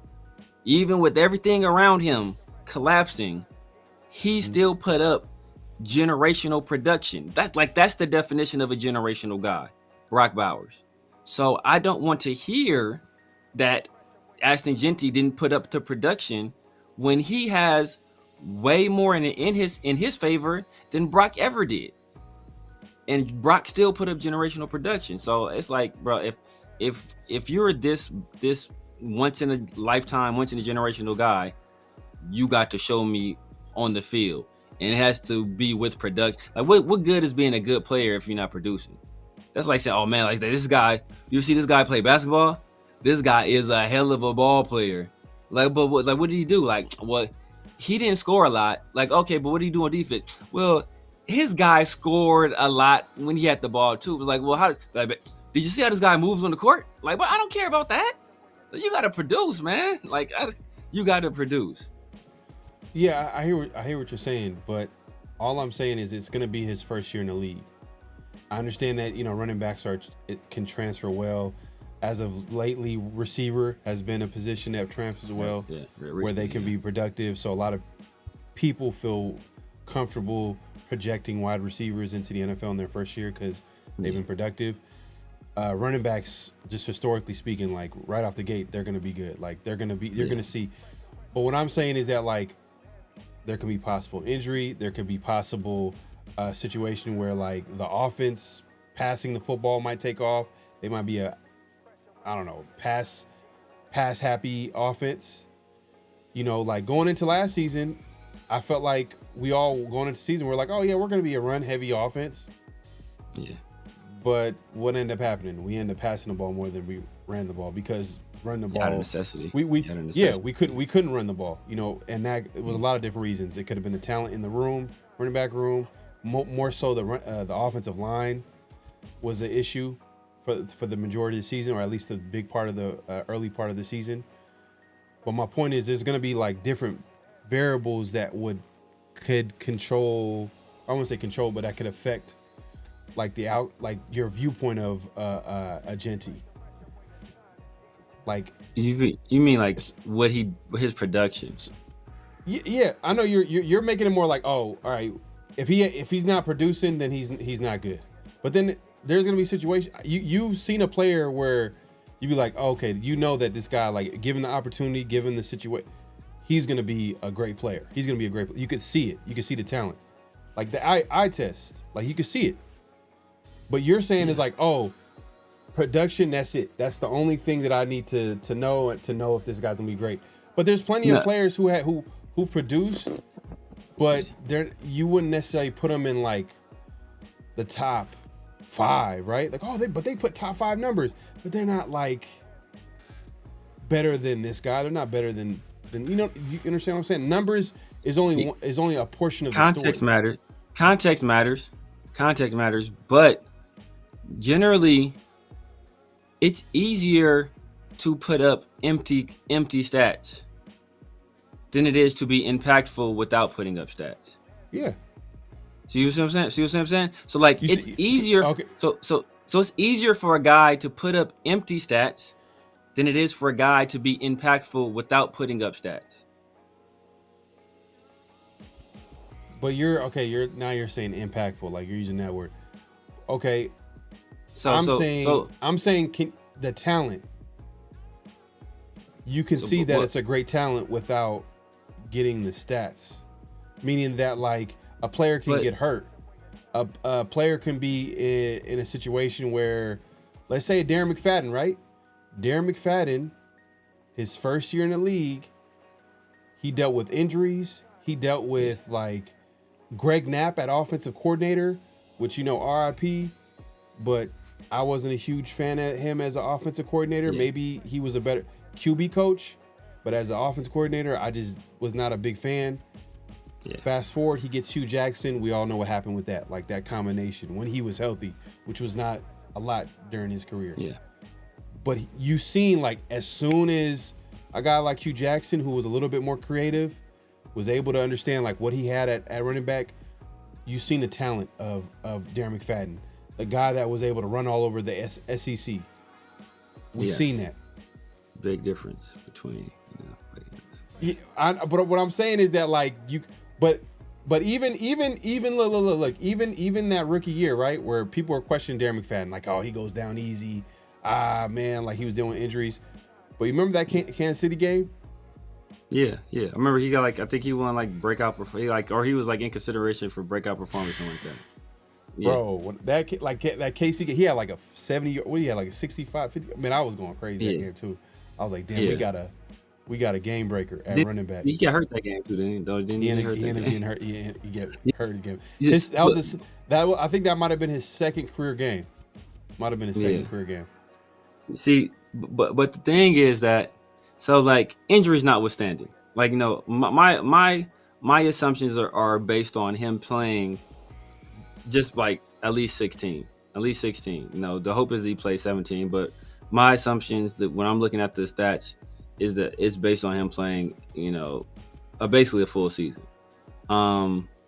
He's not facing any of the headwinds that Darren McFadden faced. He's not facing any of the headwinds that that Zamir White faced. Damn it, last year. Like he has an offensive coordinator who has proven that he's very, very creative in the run game and will find ways to manufacture rushing yards. He has a team that has a competent quarterback, so they also have the threat of the pass. He has an experienced head coach. Like, he has, what we think is going to be a pretty solid offensive line. So, like, he has all of this stuff working for him. Well, he has three of the 5 positions in the offensive line are good, and then 2 positions we have question marks at. A lot of the offensive line is projected. Like, we can actually say 2 positions in the offensive line is projected. We can actually say right now, as of right now, the Raiders have the worst offensive line in the AFC West. As of right now. Yes, but I think all those other teams have really good offensive lines, though. Yeah, but I'm just saying based off right now, because obviously next season can happen and the Raiders can run the ball with the best of them. We protect lot that can happen too, which can change the whole conversation, and another team could take a step back. But as of right now, based off what we've seen in recent history, meaning last season, the Raiders. You know what? Kansas City's kind of shaky though, but they got their offensive tackle situation. Yeah, I mean they got a pretty good left tackle. They got a real good guard in Trey Smith. Creed Humphrey is a very good center. I think it's the right side of the offensive line, if I recall correctly, because they needed a replacement. But I think they either signed or drafted a replacement at right tackle, if I recall correctly. They drafted that kid out of Ohio State. Oh yeah. Oh yeah. Josh Simmons. Yeah. So if he's healthy and he has a lot of talent, which is that was your guy. You know what I mean? You were hoping that like the Raiders would trade down and grab him. In terms of talent, he's if he wasn't hurt, he's probably the best tackle in this draft class. But my point is saying that like Jeanty, he has very favorable. He has very, very favorable environment right now. He has an environment very conducive to a guy like him having success in the NFL. He has a head coach who had a similar style of running back, who would know how to kind of utilize that guy. He has Chip Kelly, who's a guru in the run game. Like he has hopefully some threats. Like the only thing that we can see possibly is if Dante Thornton and Trey Tucker aren't able to be threats on the outside, then he's gonna face loaded boxes all the time. That would be the biggest worry. But I think Colton Miller is a top 8 to 12-ish left tackle. I think Jackson Powers Johnson, I think by the end of this year he's going to be regarded as a top 10 center. I think DJ Glaze is a solid to good right tackle, and I think Meredith is solid. It's going to be a solid left guard. I think the biggest question mark, maybe Parham gets in there, but I think Meredith will probably win that job. I think the biggest question mark is at right guard, and Kappa is experienced, not that good, but he is experienced. So we'll kind of see how that goes. But Jeanty's not facing any of those headwinds. Like he has a very favorable environment. So like if he's not producing, man, like that just like they said, there's a reason running backs usually don't go in the first round unless you have all those other positions set, which we don't. I just feel like there's a lot of projection with the Raiders. Anytime there's a lot of projection, meaning that like you're just okay, we think, you know what I mean? Like this guy should, that he has, we can see the potential. Like Glaze, looks like a guy that can be the answer at right tackle, but you really don't know for sure. You're like, all right, they feel good about him. They're going to see what happens second year. Then Jackson Powers Johnson, okay, we're going to see him at center. Still a young player, but I'm not like doubting that he could be a bad player, but I'm just saying you're still projecting him. We don't have a lot of guys that are like guys that you already know, like, all right, Max Crosby, you can engrave that. Like it's official. Like what you're gonna get out of him. Yeah. Even Kuntz, I'm not gonna lie, Kuntz, a guy on the D line. Projection. We only seen what he can do from a production standpoint. You're big on production. Second half of the 2023 season or 2023 season, right? And then last year he obviously got hurt, missed the entire season.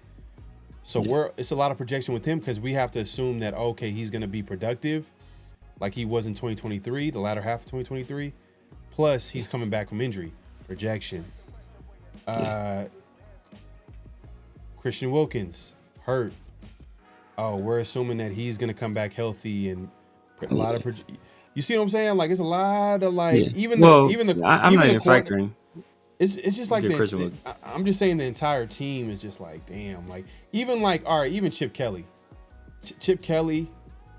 like when's the last time we see him in the NFL? It's his first time back. He's been in college, which he is able to make kind of I don't know how you want to say it, like kind of like revitalize his career by going back to his roots as far as being an offensive coordinator or offensive minded football coach. which it sounds like that's what he wants to do. He wants to just coach offense based off what he was saying when he got to the Raiders or before he got to the Raiders. Yeah. We're projecting him a little bit and saying that he's going to be this dynamic offensive coordinator. It's just a lot of like, when that happens, I feel like it's going to be a year where it's going to be at best maybe like a 7-10, type of 8-9, like, you know what I mean? Like, it's going to be one of them type of seasons where, you know, they're going to have to figure out some things. And if they're going to have to figure out some things, guys like Jeanty are going to have to, like, obviously grow as a player, but they're going to also have to deal with, like, the shortcomings of the team. And that can be offensive line, that can be quarterback play, because even Geno Smith, he didn't have a great season last season. Like, I seen someone who was making a point about Geno where he was like, a lot of Geno's, like, you know, a lot of the film guys, they point out Geno is like, man, this guy's like one of the top half of the QBs, right?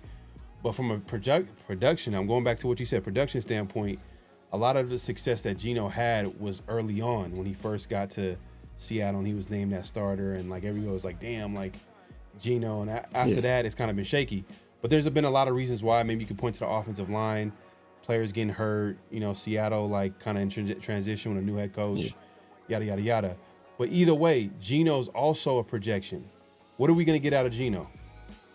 What is it going to look like with Geno at quarterback? Like, come on. Like, if Geno falls face first, are we really going to be surprised about that? Like, I'll be surprised if he falls flat. Like, now you say if he's like average, then, you know, hey, that's, you know, that I wouldn't be surprised by that.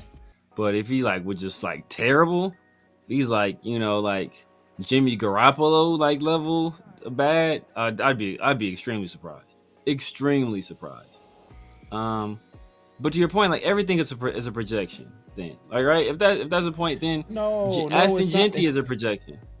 Like everything is a projection because you don't know. Okay, like, like you know, like what everything, like, you know, to some point, to some extent, we don't know what Jacoby's gonna look like exclusively in the slot. We don't know what we have in Dante Thornton and Trey Tucker. We don't know, you know. Like everything at on some level, everything is a projection. You use the data that you have to as an indicator to what they will do in the future. You're like, right, the best indicator of what will happen in the future is what's happened in the past, right? Like that's the most predictable way to look at the most, like, you know, rock solid way to look at the future. You go off based off what's happened in the past. So some of these people, like, we don't have a lot of data on. Like DJ Glaze, we don't have a lot of data on, but we saw what he did this first year, and you project him because what generally happens is that people get better. The biggest leap is from year 1 to year 2, right? Like Brock Bowers, we expect him to be as good of a player next year as he was this year. So, I mean, I think there are circumstances where production, because of extenuating circumstances or because of external factors, production won't be as high. Like, perfect example, I don't think Brock Bowers is going to put up the same numbers this year as he did this past year.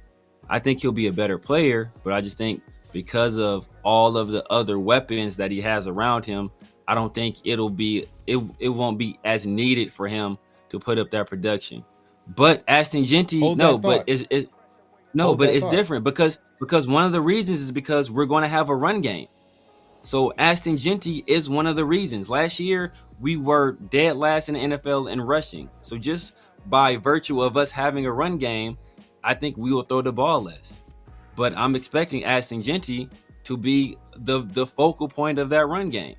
So I'm expecting him to put up numbers in the run game as well as in the pass game. And we have a more competent quarterback. So I also think that we'll have longer drives, which gives more opportunity for Ashton Jeanty to run the ball, to catch the ball.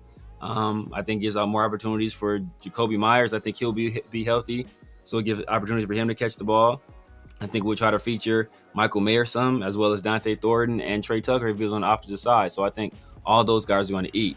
But if you aren't expecting your running back to be a big focal point of your offense, once again, you don't draft a guy at 6.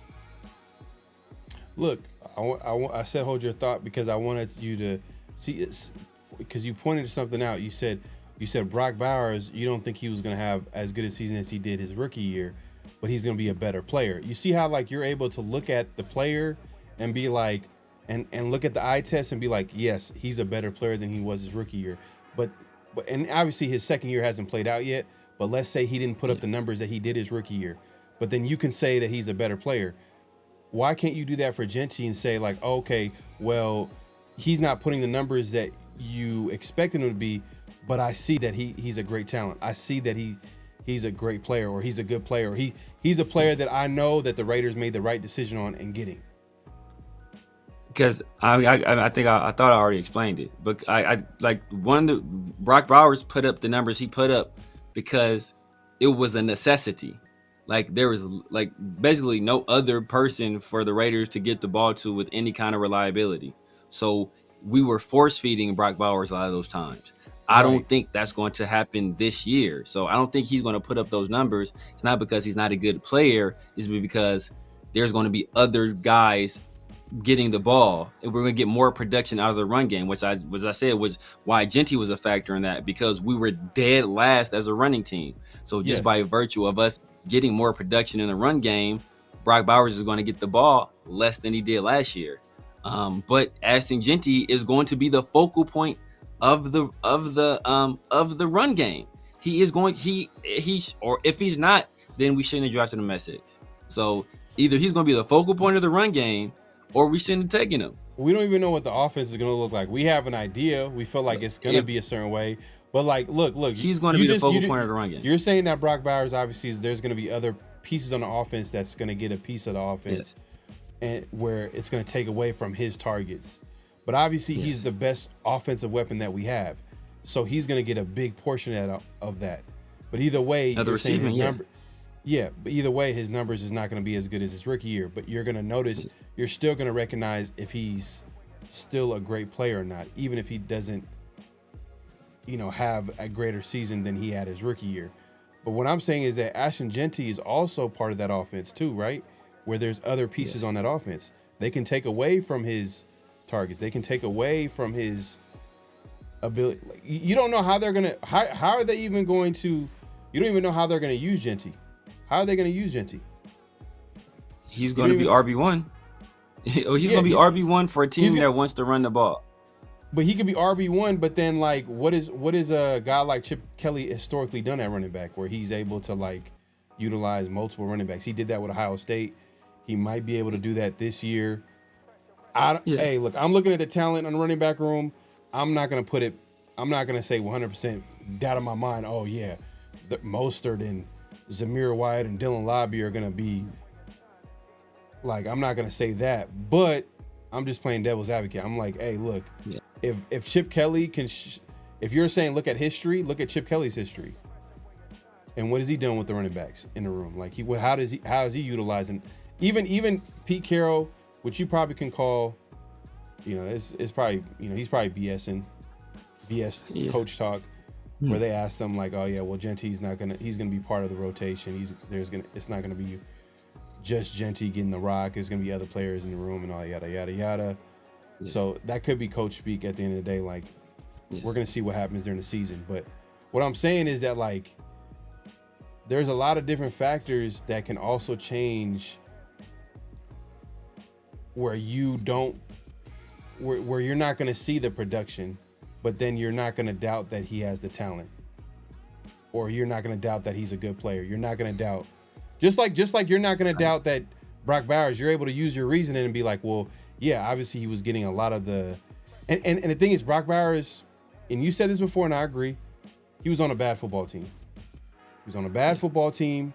There's basically no one to throw it to, pretty much. You know what I mean? He was one of like 2 options on offense that you can say like throw it to him and they'll come down with the football. I mean, Myers is the other guy, and Myers I think missed some games, but he also, he's the other option on the offense.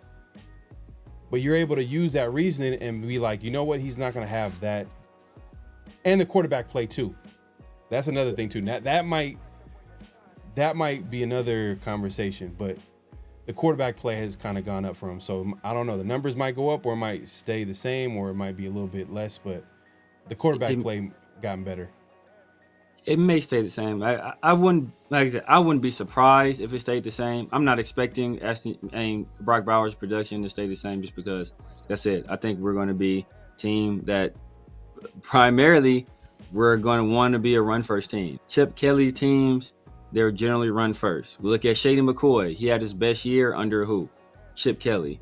Ohio State they won a national championship on the legs of Quinshon Judkins and Travion Henderson running the football. When UCLA was good, it's because we had Zach Charbonnet and TJ Harden running the ball, and then DTR would run and then, the sprinkling passes every now and again. So Chip Kelly runs the ball. He runs the ball in many of creative ways. He finds ways to generate yardage and production in the run game. So if Jeanty cannot produce in that system, that is a major red flag. If Jeanty is not good enough to be on the field, 70% of the time, then you shouldn't take him at 6. We talk about high-powered offenses that put up a lot of production, and also that were in committee systems. We don't have to look any further than last year to Bucky Irvin, who was the guy who hit those parameters that I set out. Over 1,600 yards, all-purpose, double-digit touchdowns. He was technically in the committee with Rashad White, also on a team that threw the ball a lot with Baker Mayfield to Mike Evans, and they had the other receiver. I forget his name, but they passed the ball a whole lot. So, it has been done before. And if Bucky Irvin can do it last year, I'm expecting Ashton Jeanty to do it this year. If he's the player that people say he is. That don't mean he sucks or he's bad, but if people are saying he is generational, once in a lifetime, then I am expecting him to do that. Kareem Hunt led the league in rushing as a rookie. I don't think Kareem Hunt is the prospect that Ashton Jeanty is. So if Kareem Hunt can do it as a rookie, I don't expect Ashton Jeanty to lead the league in rushing. But like I said, 1,600 all-purpose yards. That could be 12-4, 11-5, and double-digit touchdowns. So it could be 9 receiving touchdowns and 1 rushing touchdown. Double-digit touchdowns and more than 4 yards per carry.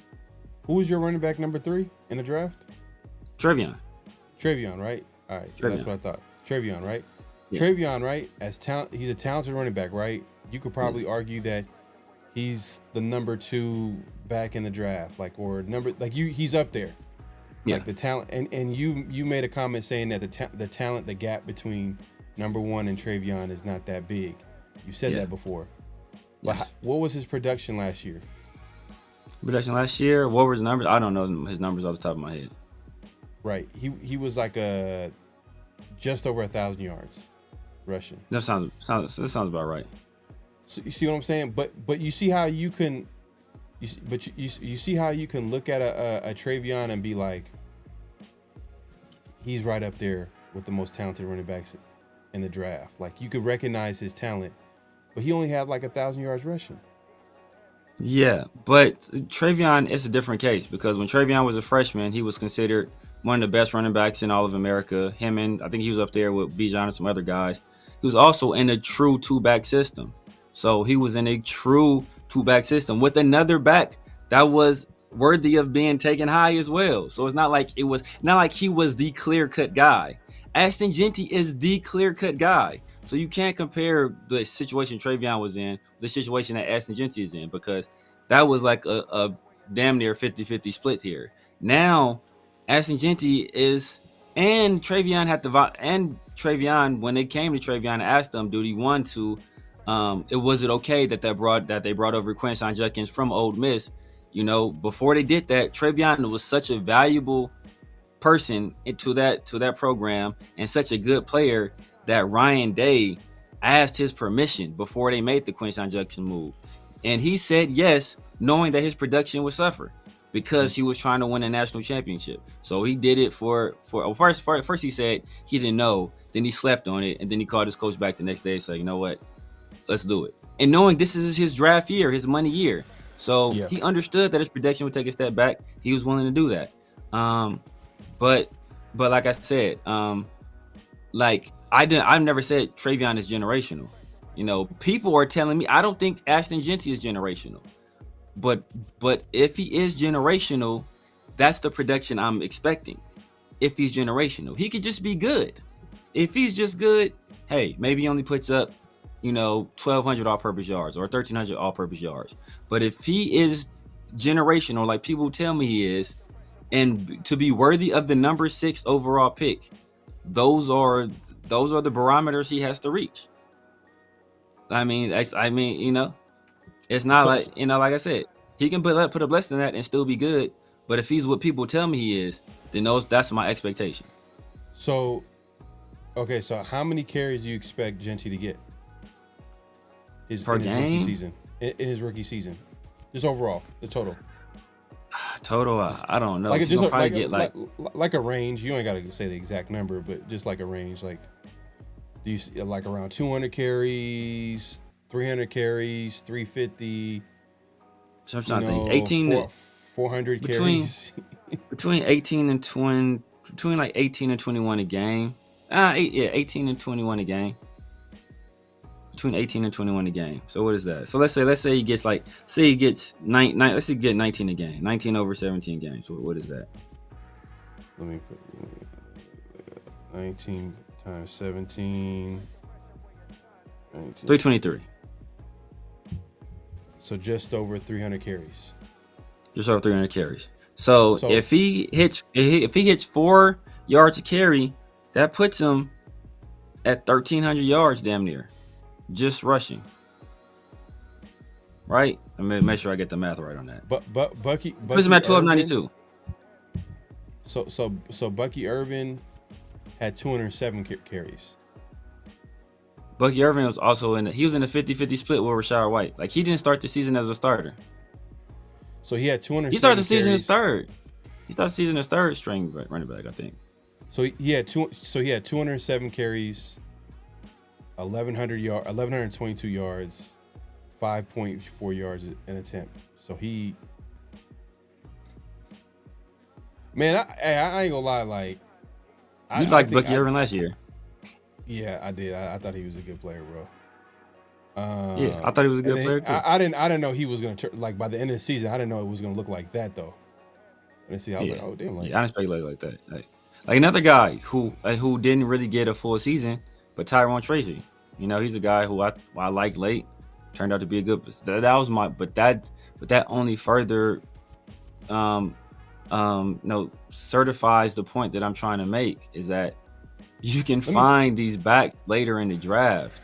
Let me see Josh. What's the point of having that kind of? What's the point of drafting that guy if he's not going to put up that production? Is your barometer just have a better rookie season than Josh Jacobs? No, that's not my barometer. Because to be worthy of the number 6 overall pick, he has to put up generational production. You gotta be like there's a difference between being a good running back and being a top 10 overall worthy running back. And so he has to prove that he's worthy of that top 10 overall pick. So 2019, he had 242 carries. Josh Jacobs. 242 carries that rookie season. Who was he sharing? Was he sharing carries? Was he sharing carries with Doug Martin? Was that Doug Martin still on the team? Man, the fact that I don't remember. I think Doug. The fact that I don't remember should tell you that Josh Jacobs had a stronghold on that running back. Oh yeah, position. yeah. Josh Jacobs was number one back. I want to say. I thought Doug Martin. Doug Martin might have been a year before. Yeah, he might not have made it out again. But is for sure probably a year before where we didn't have really like anybody at that position. Yeah. But yeah, no. My point is, I'm just trying to see like, all right, what does it look like for a guy in his rookie season? What the carries look like? And then, like, in recent history, last year you used Bucky Irvin as an example, and he was productive. He had 207 carries. Granted, like you said, he didn't have like a starting job to begin with, but He had 207 carries and was able to get 1,100 yards. It's pretty good. And then Josh Jacobs, a good example, starter. Without a doubt, that's a good comparison. Like everybody knew he was going to be the starter. He was drafted to be the starter. He was drafted to be the guy. Comes in, he gets 242 carries. Now that was in like 13 games. So 13 games. So you gotta so that's like 13. So 13 games. That's like at that time I think it was 16 game season. It was 2019. So 16 game season. He average, if you round up, it's 19 carries a game. If you round down, it's 18. Let's see. And then let's his receiving. Yeah, he didn't do shit in the receiving game. Yeah. So, but like I said, if you round up, it's 18.6 yards, 18.6 carries a game, 242 on 13 games, 18.6. Like I said, if you round up, it's 19. If you round down, 18, which is about what I said Ashton Jeanty should get.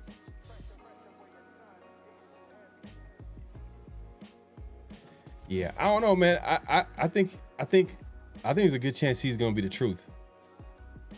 I think he can be good. Like I said, I think he'll be a good. I think he'll be a good player. Because I'm looking at like the barometer, I'm like, for him to be like, I'm like, damn, I think he can get it, and I think he got the right coach too. I think he got the right coach, bro. I think he can be a good player. If you want to call him generation, those are generational, and him to be worthy of the number 6 overall pick, those are my expectations. Like I'm not standing up. For me to say generational, I want to see the same. I want to see game breaking. I want to see like be a tie, whatever the moment in the game is. Out of nowhere, it's a big time run, 50, 60-yard run, house call. That's when I'm like, damn, we got like a game breaker. Once you officially have a game breaker on a running back, like that's the greatest equalizer. It's huge. Like especially in today's NFL where like everybody's playing too high, everybody's trying to score points, and I feel like the average per game has kind of gone lower the last few years because it felt like everyone was getting big plays, big touchdowns, long touchdowns, a lot of the Patrick Mahomes with Tyreek Hill era, and then with Josh Allen, but then they kind of like the league kind of figured it out, and then now everybody's trying to like get big plays through the run game now. So I'm like, if we can do that with Ashton Jeanty, I think we should be good, bro. And that's another thing. He's coming into a league where everybody's playing too high now to protect against against those big plays. So what does that mean? That means the game is much more ripe for somebody to produce in the run game. So like he has all these circumstances. It's like, it's a perfect storm of events for him to have great production. And what I'm asking is not even super unfair. I have 1,600 all-purpose yards, double-digit touchdowns, more than 4 yards a carry. You said 18. No, I said 1,600 all-purpose yards. I could have sworn you said 18, bro. He's not getting 18. Maybe I said 18. Maybe I said 18 in the past. Maybe I said 18 in the past, but I think you said 18. I think you said 18 for you to think he's generational. Maybe it's maybe probably maybe before. I've been saying 16. That's 12 and 4.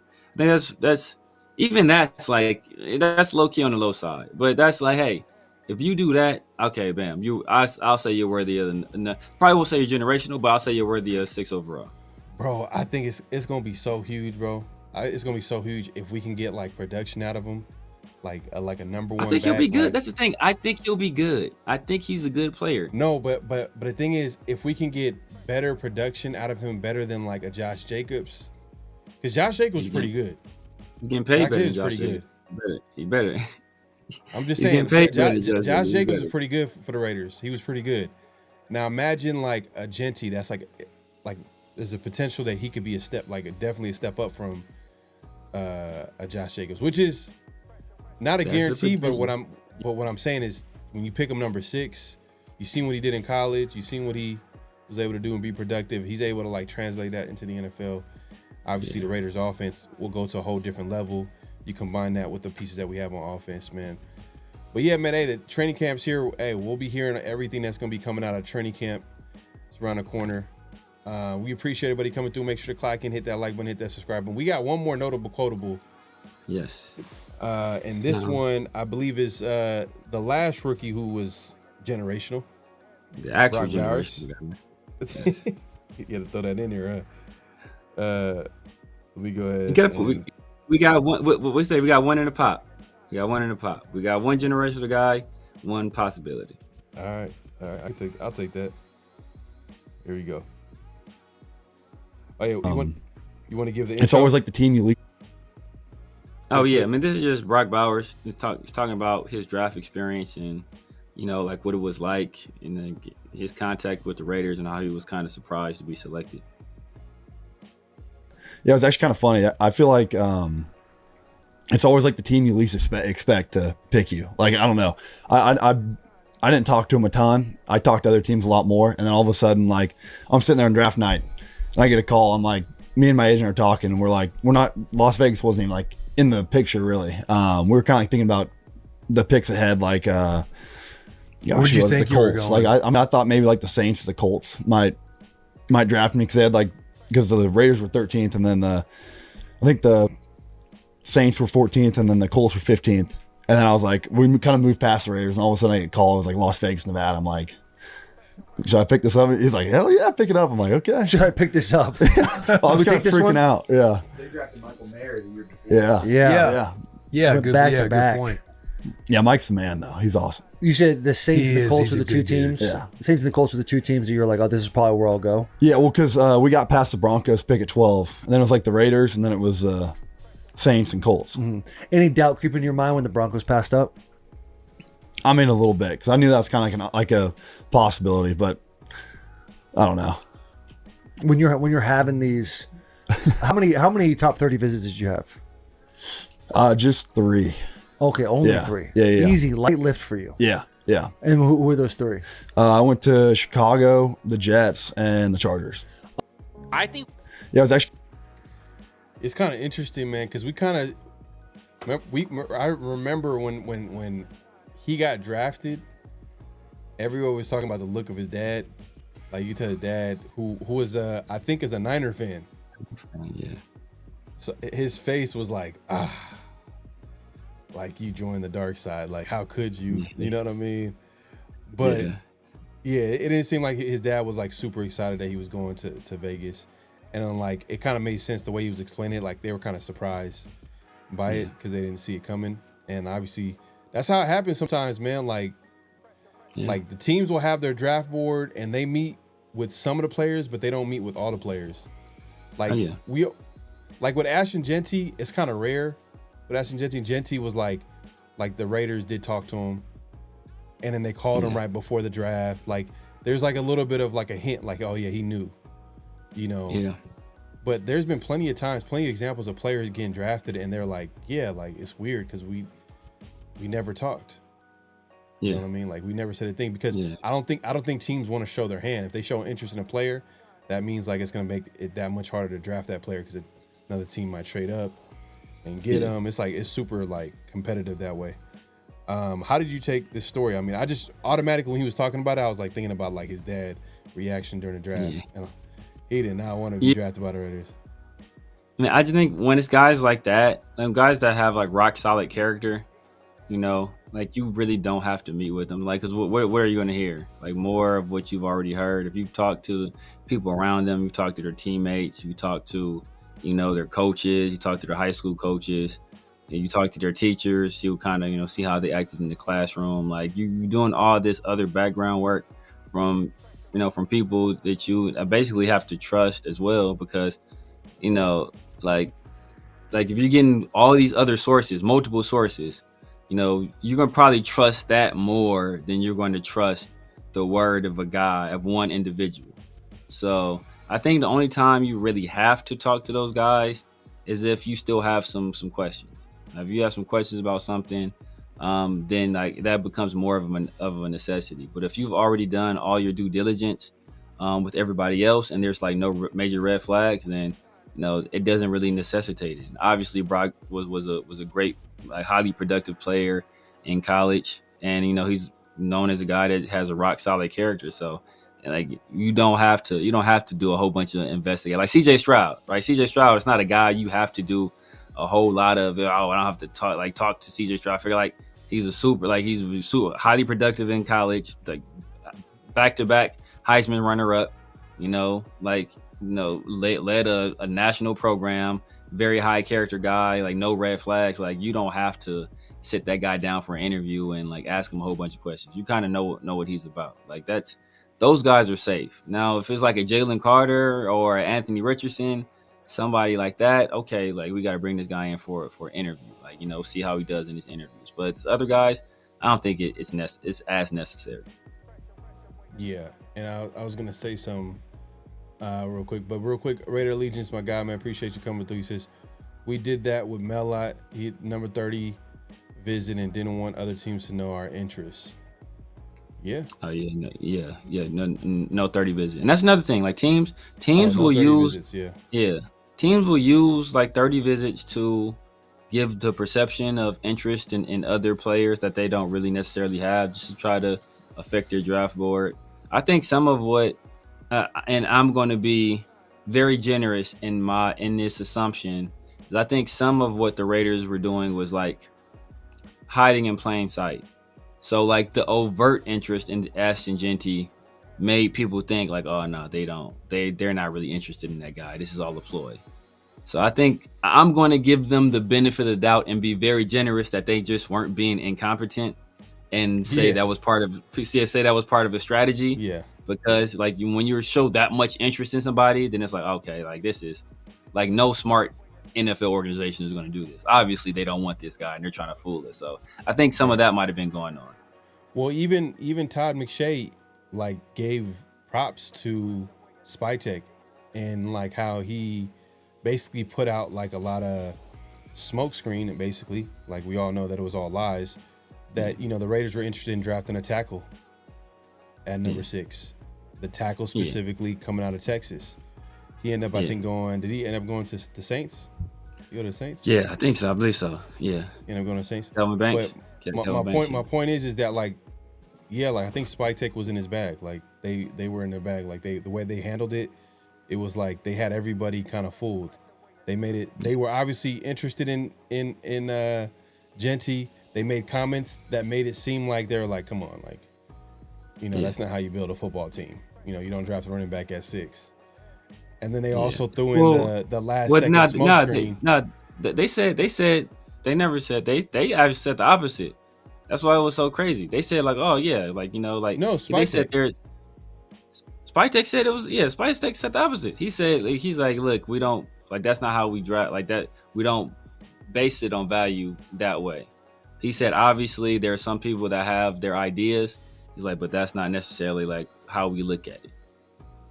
So, no, I just remember Spytek, especially when he was talking about that story with his son or whatever, about like, oh, you need to draft Jeanty, like, or I'm gonna have to tell the Raiders about you or something. Remember, that was like that funny story. He's gonna leave the family or something. He's gonna leave the family, but within that same quote, he also said that he's all like, there's a certain way that you have to build a football team. Yeah. You know what I mean? So it implied that like Spytek wasn't like, he was trying to basically imply that he wasn't really interested in drafting a running back when there are other premium positions that you could draft. There's other ways to build a football team, and that's not by getting a running back. What I'm saying is that like the way they played it, it was kind of like, are they interested? All these mock drafts say that the Raiders are interested. Everybody's kind of pointing in the direction that they're interested. But then the fact that he was able to put a smoke screen right before the draft and everybody was fooled, like everybody was fooled. Like we didn't see it coming until like it was like right there, like, oh damn, are the Raiders really gonna draft him? They end up getting him. So I got to give props to Spytek on that one. Now, I wanted to say something to what you said. You said that going back to the Brock Bowers being drafted. Also, to be fair, like the Raiders, they were in a BPA type of situation. So they didn't really know that Brock Bowers was a guy that they were going to draft heading into the draft. Like that was not a guy that they targeted. He was just on their big board of like players that they ranked highly, but I don't think he was a guy that, oh man, we got to find a way to get this guy. You know what I'm saying? Like, yeah. That's true too. Because like they probably felt he was gonna go before their pick, and he's not a trade up target. Yeah. So that's also a reason why you don't, But and take this with a grain of salt, because Telesco has said they had ran through all the scenarios, and they did have a scenario where Brock Bowers did fall to him. So, but maybe they didn't feel it was important. Like I said, maybe they just didn't feel it was important enough that they had to talk to him, or they didn't feel like they needed any more information on him than they might have already had. So that's why they were just like, you only get a finite amount of interviews, so you want to use those on players that you have like serious questions on. Yeah. But real quick before we get out of here, man, what's real, what's not? That's where we say a statement. You guys let us know if it's real or not, and we obviously are going to react to it as well. Severe, if you want to go ahead and provide the first what's real, what's not statement. Yes, sir. What's real, what's not? Number one, the Raiders will carry more than 2 QBs heading into the season. Once again, what's real, what's not? The Raiders will carry more than 2 QBs heading into the season. We just got rid of one. So we're 3 in a roster right now. I'm going to say that's not real. I'm going to say that's not real. Not real. So you got him with just 2. Yeah, because I'm thinking like, all right, because there is that emergency QB deal. So they can easily have a guy on a practice squad and then have him come up as an emergency QB. I think there's like a certain rule where they can actually utilize that with a guy like Cam Miller, who's still a developing QB. I don't think he's going to be ready. He's coming from the FCS. I don't think anybody's going to be jumping to grab him, whatever, unless like the Raiders feel so highly of him. And if they feel that way and they feel so scared that they don't even want to rate from a competitive standpoint, want to risk a roster spot for a guy like that, then most likely we're going to see that IR stash away type move with him. So I'm thinking it's Aiden O'Connell and Geno Smith. I don't think Cam Miller is going to make the roster. I think he's going to be a practice squad player, because I don't think he's going to be ready to play. Like, and I know they got rid of Carter Bradley, but I think that was just a guy that from the previous regime that they liked. Yeah. I don't think it's a big deal in my opinion, but I'm gonna say not real. So what if I told you this? What if I told you that emergency QB has to be on the active 53 roster, or has to be on the 53-man roster, but they just don't have to be on the active game day roster? So I believe that's how the rule goes. They have to be on the 53. Oh, that's how the rule goes? Yeah. That's how it goes? I believe that's how it goes. They have to be on the 53. But they don't have to be on the active. What is it, 48? 48. If Cam Miller is the starting quarterback for the Raiders, that means the season is like pretty much over. It's done.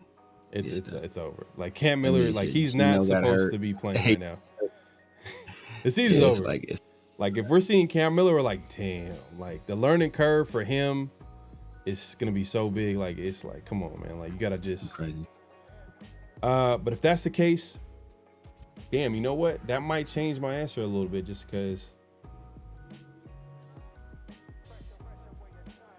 Damn, and then right now the quarterbacks is just Cam Miller, Geno Smith, and Aiden O'Connell. Yep. Okay, then you know what? I'll change it to real. But then obviously he's gonna get cut. They're gonna send him back to practice squad. Oh, because you said he's not gonna count. You say he's not gonna count to the 53-man roster. No, they have to be on the 53-man roster. So the emergency quarterback, they have to be on the 53-man roster. They just don't have they're not included on the active. On the, you know how you get it, like you have 53-man roster. That's hella confusing. Yeah, so you have your 53-man roster, but you only have, I forget what is it, 47 or 48 active on game day. So you know, like before the game, you give your list of inactive players. Those are players that are on your roster. They just aren't active for game day. But when you give out those, you can designate one player outside of those active 47 or 48 that you're allowed as your emergency quarterback. So technically, that guy still dresses on game day. He can only enter the game if both your starter and your second string quarterback get hurt. All right, I see. Or 46. Loon said 46. Maybe it is 46. I'm tripping. No, it's 48. 48 active on game day? Maximum 48 players, yeah. Okay, yeah, so yeah. So teams can have up to 53 on the active roster, but on game day, it's 48. So then, that makes sense because there's always going to be like inactive players. Exactly. But of those 5 that are inactive, one can be your emergency. Like it doesn't have to be a quarterback. If you have a running back that you want to designate as your emergency quarterback, that's one of those 5 active. Technically, you can designate that person as your active, but he still can't enter the game unless both of your quarterback and your it works the same way. So they have to be on the roster. That's kind of nasty though, man. Like Cam Miller would be the third stringer. Like that's where it's headed. That's where it's headed. Yeah. Which I'm not saying that it's gonna come down to that, but we know how the NFL works. Players get hurt left and right, but yeah. I mean, we saw Desmond Ridder play some games last year, man. So we know that we haven't seen crazier things. What's crazy too? Like back in it, like I was accustomed to seeing like 2 quarterbacks on the roster.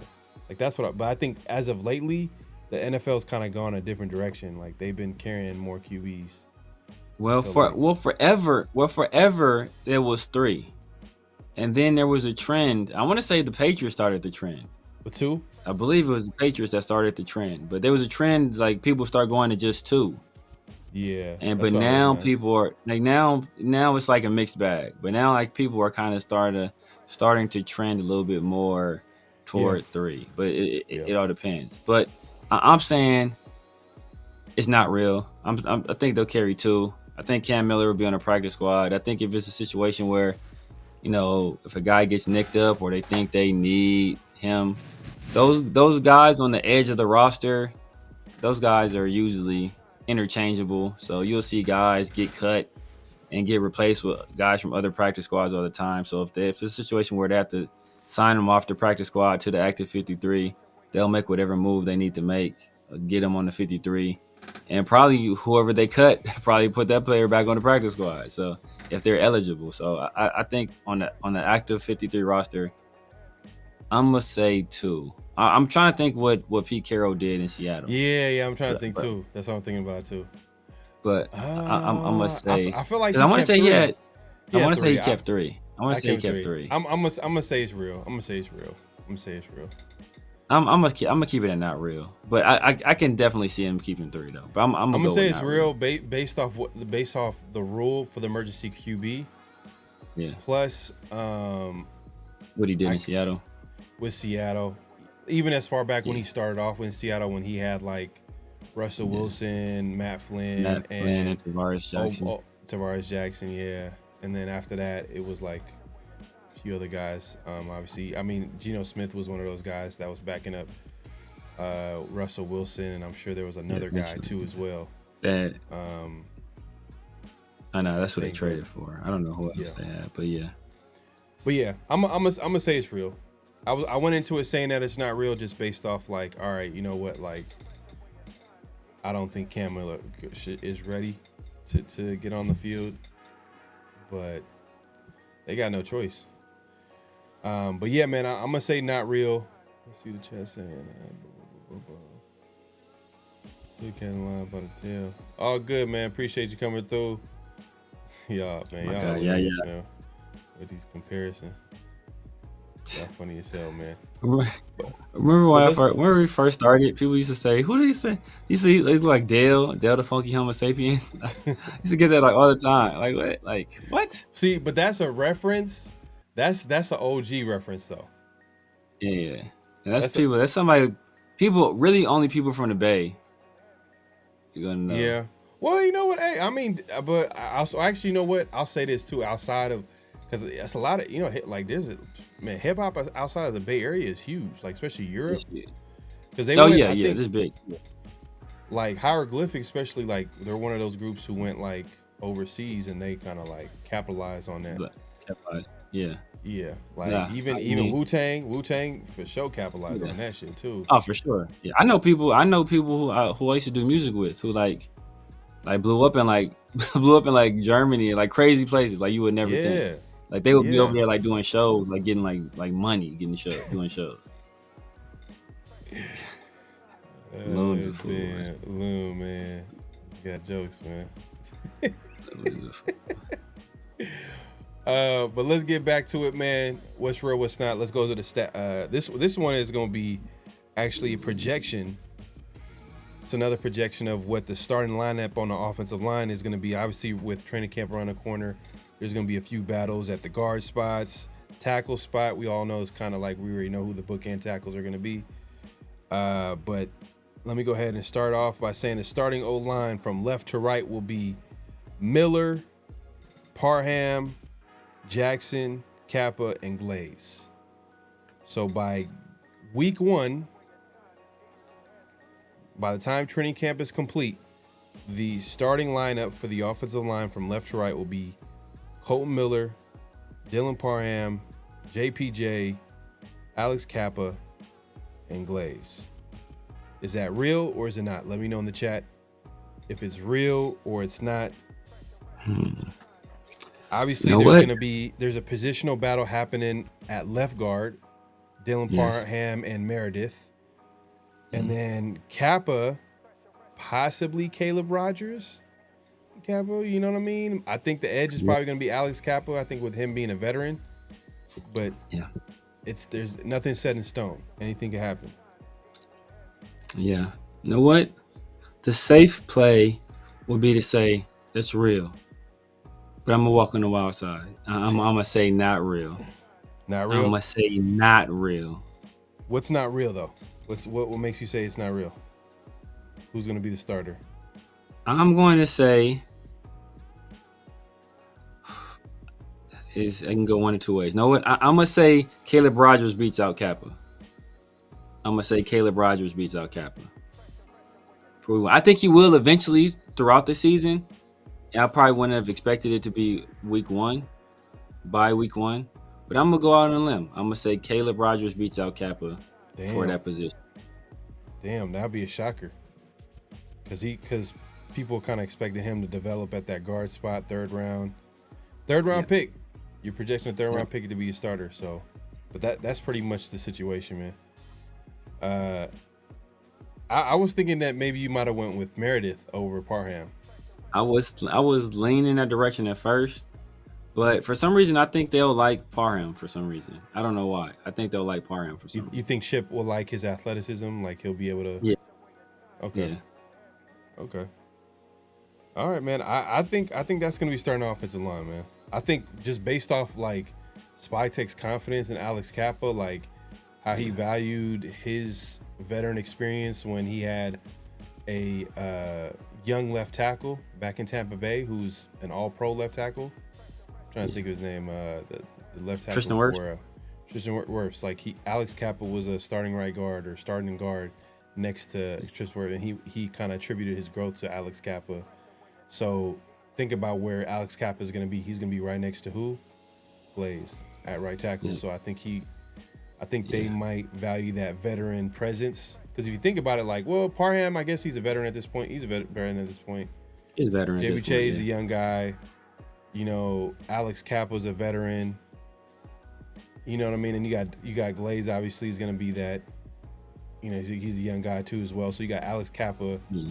You got Colton Miller, who's a veteran, too, as well. So exactly. Maybe they didn't want that entire side to be young. Like, you're kind of going, you risky by having Caleb Rodgers. You got JPJ, Dylan, Glaze, and then obviously Caleb Rodgers. Like that right side gonna be crazy. It'd be tricky. But I think Glaze held his own last year on the right side as a rookie. I think JPJ. I think when he finally did get the job, I think he held his own, and I think Caleb Rodgers is a guy that has the right mentality to get it done. So, you know, and they drafted him pretty high for a reason. All good, brother, man. Appreciate you coming through, supporting the we show. got some inside information. Got some inside information out of Cheeto. Said Big Lincoln said Kappa will work out. I trust him. Okay. Hey, man. That's what I'm going with, man. I said it's real. I said it's real, but anything can happen because Kappa did struggle last season. So he's been struggling as of late. So, you know, we'll see. We'll see, man. But, hey, man, it's been a great show. We've been at this for a little bit. What you about to say? No, so I don't know if people have been watching the new season of Quarterback on Netflix. I ain't been watching it. I ain't been watching it, but I know Burrow's on there, and like, you know, it's like I think Cheeto, Leo, Rundown, and Chris, they just telling me like, man, Burrow. I think Turf too is telling me Burrow out there, Kappa getting cooked. Every time they look at a play, Kappa is getting demolished on the offensive line. So, like I said, I ain't watched it, but no, that's what they've been telling me. Nah, I haven't seen it. I just seen up to. I think I've seen up until part because I know it's Burrow, Kirk Cousins, and who's the other QB? I know. Is it Pat again? I think it's Pat. Mahomes again? I want to say. I thought they had him on there. I don't know. Oh damn, Mahomes again? I don't know. But I just seen it though. This is early in the show. Like I gotta watch it, but I just seen him like.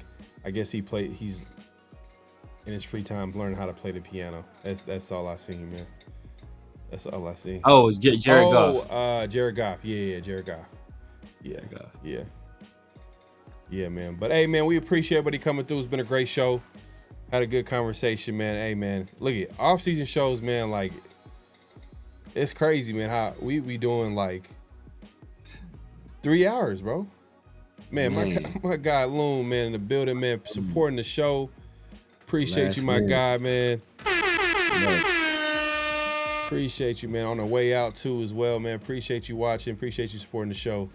But, yeah, man, an off-season show, off-season complete, pretty much, because training camp is set to start officially, unofficially, however way you want to look at it. Rookies report on Thursday. So after Thursday, man, we're gonna be hitting the ground running, especially with things that we're gonna be hearing in training camp, the battles. There's gonna be, if you look at linebacker, there's gonna be a battle there. You know, however way you want to look at it. Some people might have penciled in the starters already. We don't know. Pete Carroll's he's preaching competition everywhere. You look at corner, looks like there's a battle there. You know what I mean? Obviously, they drafted Darian Porter. You know, your favorite corner, you know, according to Chris, Decorian Bennett. I like JB. Bennett. I like JB. I'm messing with Chris. I like JB, man. I'm rooting for JB. Bishop Bennett, man. We'll Bennett. See, man. We'll see. The wide receiver room, how's that going to look like? How's that going to shake out? Defensive tackle, defensive line. Like, what is it going to look like with the Raiders all kind of coming together, gelling, and competing and seeing who's going to come out on top? Obviously, preseason is going to start probably sometime in August. August, I think. I can't remember. I want to say it was August 9th. I don't remember the date. The 22nd, technically, I think things are not going to really pop off until the 22nd. So that's when the vets report. Then probably a day or two after that, that's when like we'll start to hear like the 7-on-7 drills and the 11-on-11s, you know what I mean? Padded practices, how the offensive line looking, how's the defense looking. Usually the defense has the edge on the offense, no matter what. Especially, I would assume right now, just because like new offense, same defense. But we'll see, man. We'll be here to update y'all, man. Severe, man, let the people know where they can find you, what to look forward to. Salute to Loon, man. Appreciate you supporting the show, by the way. Oh, man. Yeah, make sure y'all head over to Loon's channel, check him out, too. He makes content as well as my brother Leo. Yes, sir. Too. Check you guys out. You guys know what it is, man. The Severe Raider here on YouTube, IG, Snapchat, TikTok, X, Twitch, Kick. What else? I got another one too. But yeah, it's basically everywhere. All social media. Check me out, the Severe Raider. Rocking out with my guy Pharaoh Tuesday nights, Thursday. The 50/50 show on Tuesday, the Real Famous 50/50 show, and then Around the Shield on Thursdays. Got a great episode coming up this week, man, with my guy. Matter of fact, with my guy Leo, who's in the chat right now, as well as Chris from Protect the Shield. That should be a fun one because get us all four together on the screen, man. That's gonna be entertaining to say the least. Then I got the Raider War Room, with my brother Chris from Protect the Shield, as well as 805 Raider. That is, we do that Sunday nights, and we might be experimenting. So we might start doing Wednesday, but for right now it's Tuesday like afternoon. But hit those notification bells because we might be transitioning that to Wednesday. So just stay tuned for that. Yes, sir, man. We'll be back at it later this week. We got Around the Shield this week. We'll have some special guests in the building. So make sure to tune in, man. Around the Shield is where we connect with Raider Nation from all over. We'll have a great show lined up. Hey, I'm not going to lie, man.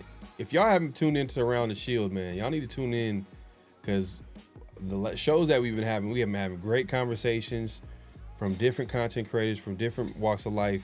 Great conversations about the Raiders, football, everything that you can think of. So you definitely want to tune in this Thursday Around the Shield. We're going to have a couple of special guests. I think we're going to have a couple people coming through. So make sure to tune in. And obviously we'll be back here next week, man, with 50/50 show. But make sure to follow us all over social media, PharoahNFL, as you see it on the screen. Or you probably don't see it on the screen, but PharoahNFL, y'all figure it out. All over social media. Obviously, The Severe Raider all over social media. And then, but yeah, man, Around the Shield too as well. Slowly but surely, we're growing that page. So definitely, if you haven't already, go on X, go on Instagram. Make sure to support that. Yeah, man, we appreciate it. Everybody coming through. It's been a great show. Man, I can't wait till we get some good stuff to talk about the Raiders, man, because it's now or never right now. We're gonna figure out if Dante Thornton is like the real deal. You know what I mean? We're gonna figure that out. Hopefully, we're gonna hear some good news about Christian Wilkins coming back from his injury. You know what I mean? Right now, like we haven't, we're all like kind of like, all right, it's a wait and see type of deal. But yeah, we're here, man. It's now or never, man. The season is pretty much almost here. Well, almost like we're a month away, right? A month and a half away. Yeah. Month and a half. A month and some change. Yeah. Month and some change, right? Yeah, man. Yeah. But Severe, any last thoughts before we head out? Nah, man. We got man. The Raiders are having a joint practice on August 2nd. So if you're in the Las Vegas or Henderson area and you want to check it out, they do have tickets on sale. I think the tickets are like $5, so they're super cheap. And also, I think Leo put it in the chat. We're gonna be hearing about some joint practices against the 49ers this year. So those are always interesting. Maybe or what's real, what's not future. Maybe we talk about how many fights will break out. We'll see. Maybe that might be a question we delve into, man. But yes, it's a lot of good stuff, man. We'll see what they do on this Thursday. Probably not gonna be a lot of news coming out because I think teams are just reporting. Probably won't hit the ground running till that Monday. But a lot of info coming out soon, man. If you guys like what y'all saw today, make sure you hit the like button. It's a vertical. If you're on your phone, just tap the screen twice. That takes care of that for you. And if you enjoyed the content, make sure you share it with some Raider fans or some sports fans. Also, man, we know that everybody can't watch the show live. Sometimes we go on late, but if you're watching the replay and you're watching this over, you got a comment or you got a thought, you disagree with one or what they're saying, you agree, or you just have just a random thought that you want to share, man, make sure to leave a comment down below. We definitely read the comments. We appreciate the support. Another way to just continue the conversation, because we want to hear from y'all, from Raider Nation. Leave a comment after every show, man. So just want to put that out there. And Loon's gonna be out there too as well, man. So hey, man, he's gonna be out there. Sure. So you going? It's official? You gonna be out there? No, I'm probably not. My how son. You gonna announce it and not be there? I mean, because people might want to go. People might want to go. I know. A lot of career content creators are gonna be out there, but. Okay. No, I got my it's a birthday my son wants to go to, man. So I was gonna make him go with me. So, you know, I was going to start the indoctrination, you know, his transition to being a Raider fan. But, you know, since he wants to go to that birthday party, I'm probably just taking him to that. Yeah. You know, I feel you, man. Family comes first. That being said, what was I going to say to you? We got to figure out a game. We got to figure out a game. Yeah. And line it up, and then hopefully we'll be able to see, you know, people from the show, people that support the show. Nice. Nation, obviously, you know what I'm saying? So we got to figure that out. It sounds like the Chargers is going to be official. Like, you're probably going to go to that Chargers game. I'm for sure going to Chargers game. That's already locked in. Is road game? It's week 2. Yeah, the week 2 one. I'm probably go to the road game too, though. But I know a lot of Raider fans want to go to that one. I'm thinking about the Colts. I know that's random. I was thinking about that one too. Chris hollered at me about that one too, because he's not, you know, he's Midwest, so he ain't far from that one. But Indiana. I want to do that. I want to do that Houston one, but that's like kind of close to the holidays, so it's like, yeah, the timing is kind of weird. That's kind of rough. Yeah, that would have been dope. But the Houston one would be clean. But I feel like the Colts game is gonna be like a winnable. It's a winnable game too. I feel like it's a good game too. Like the Colts, like it's just the atmosphere. I feel like might be cool. Yeah, and then it's a winnable game because who's gonna be starting quarterback? You know what I'm saying? It's gonna be Daniel Jones or Anthony Richardson, so it's definitely winnable. Yeah. We'll see, man. We'll figure it out. Man. We appreciate everybody coming through, man.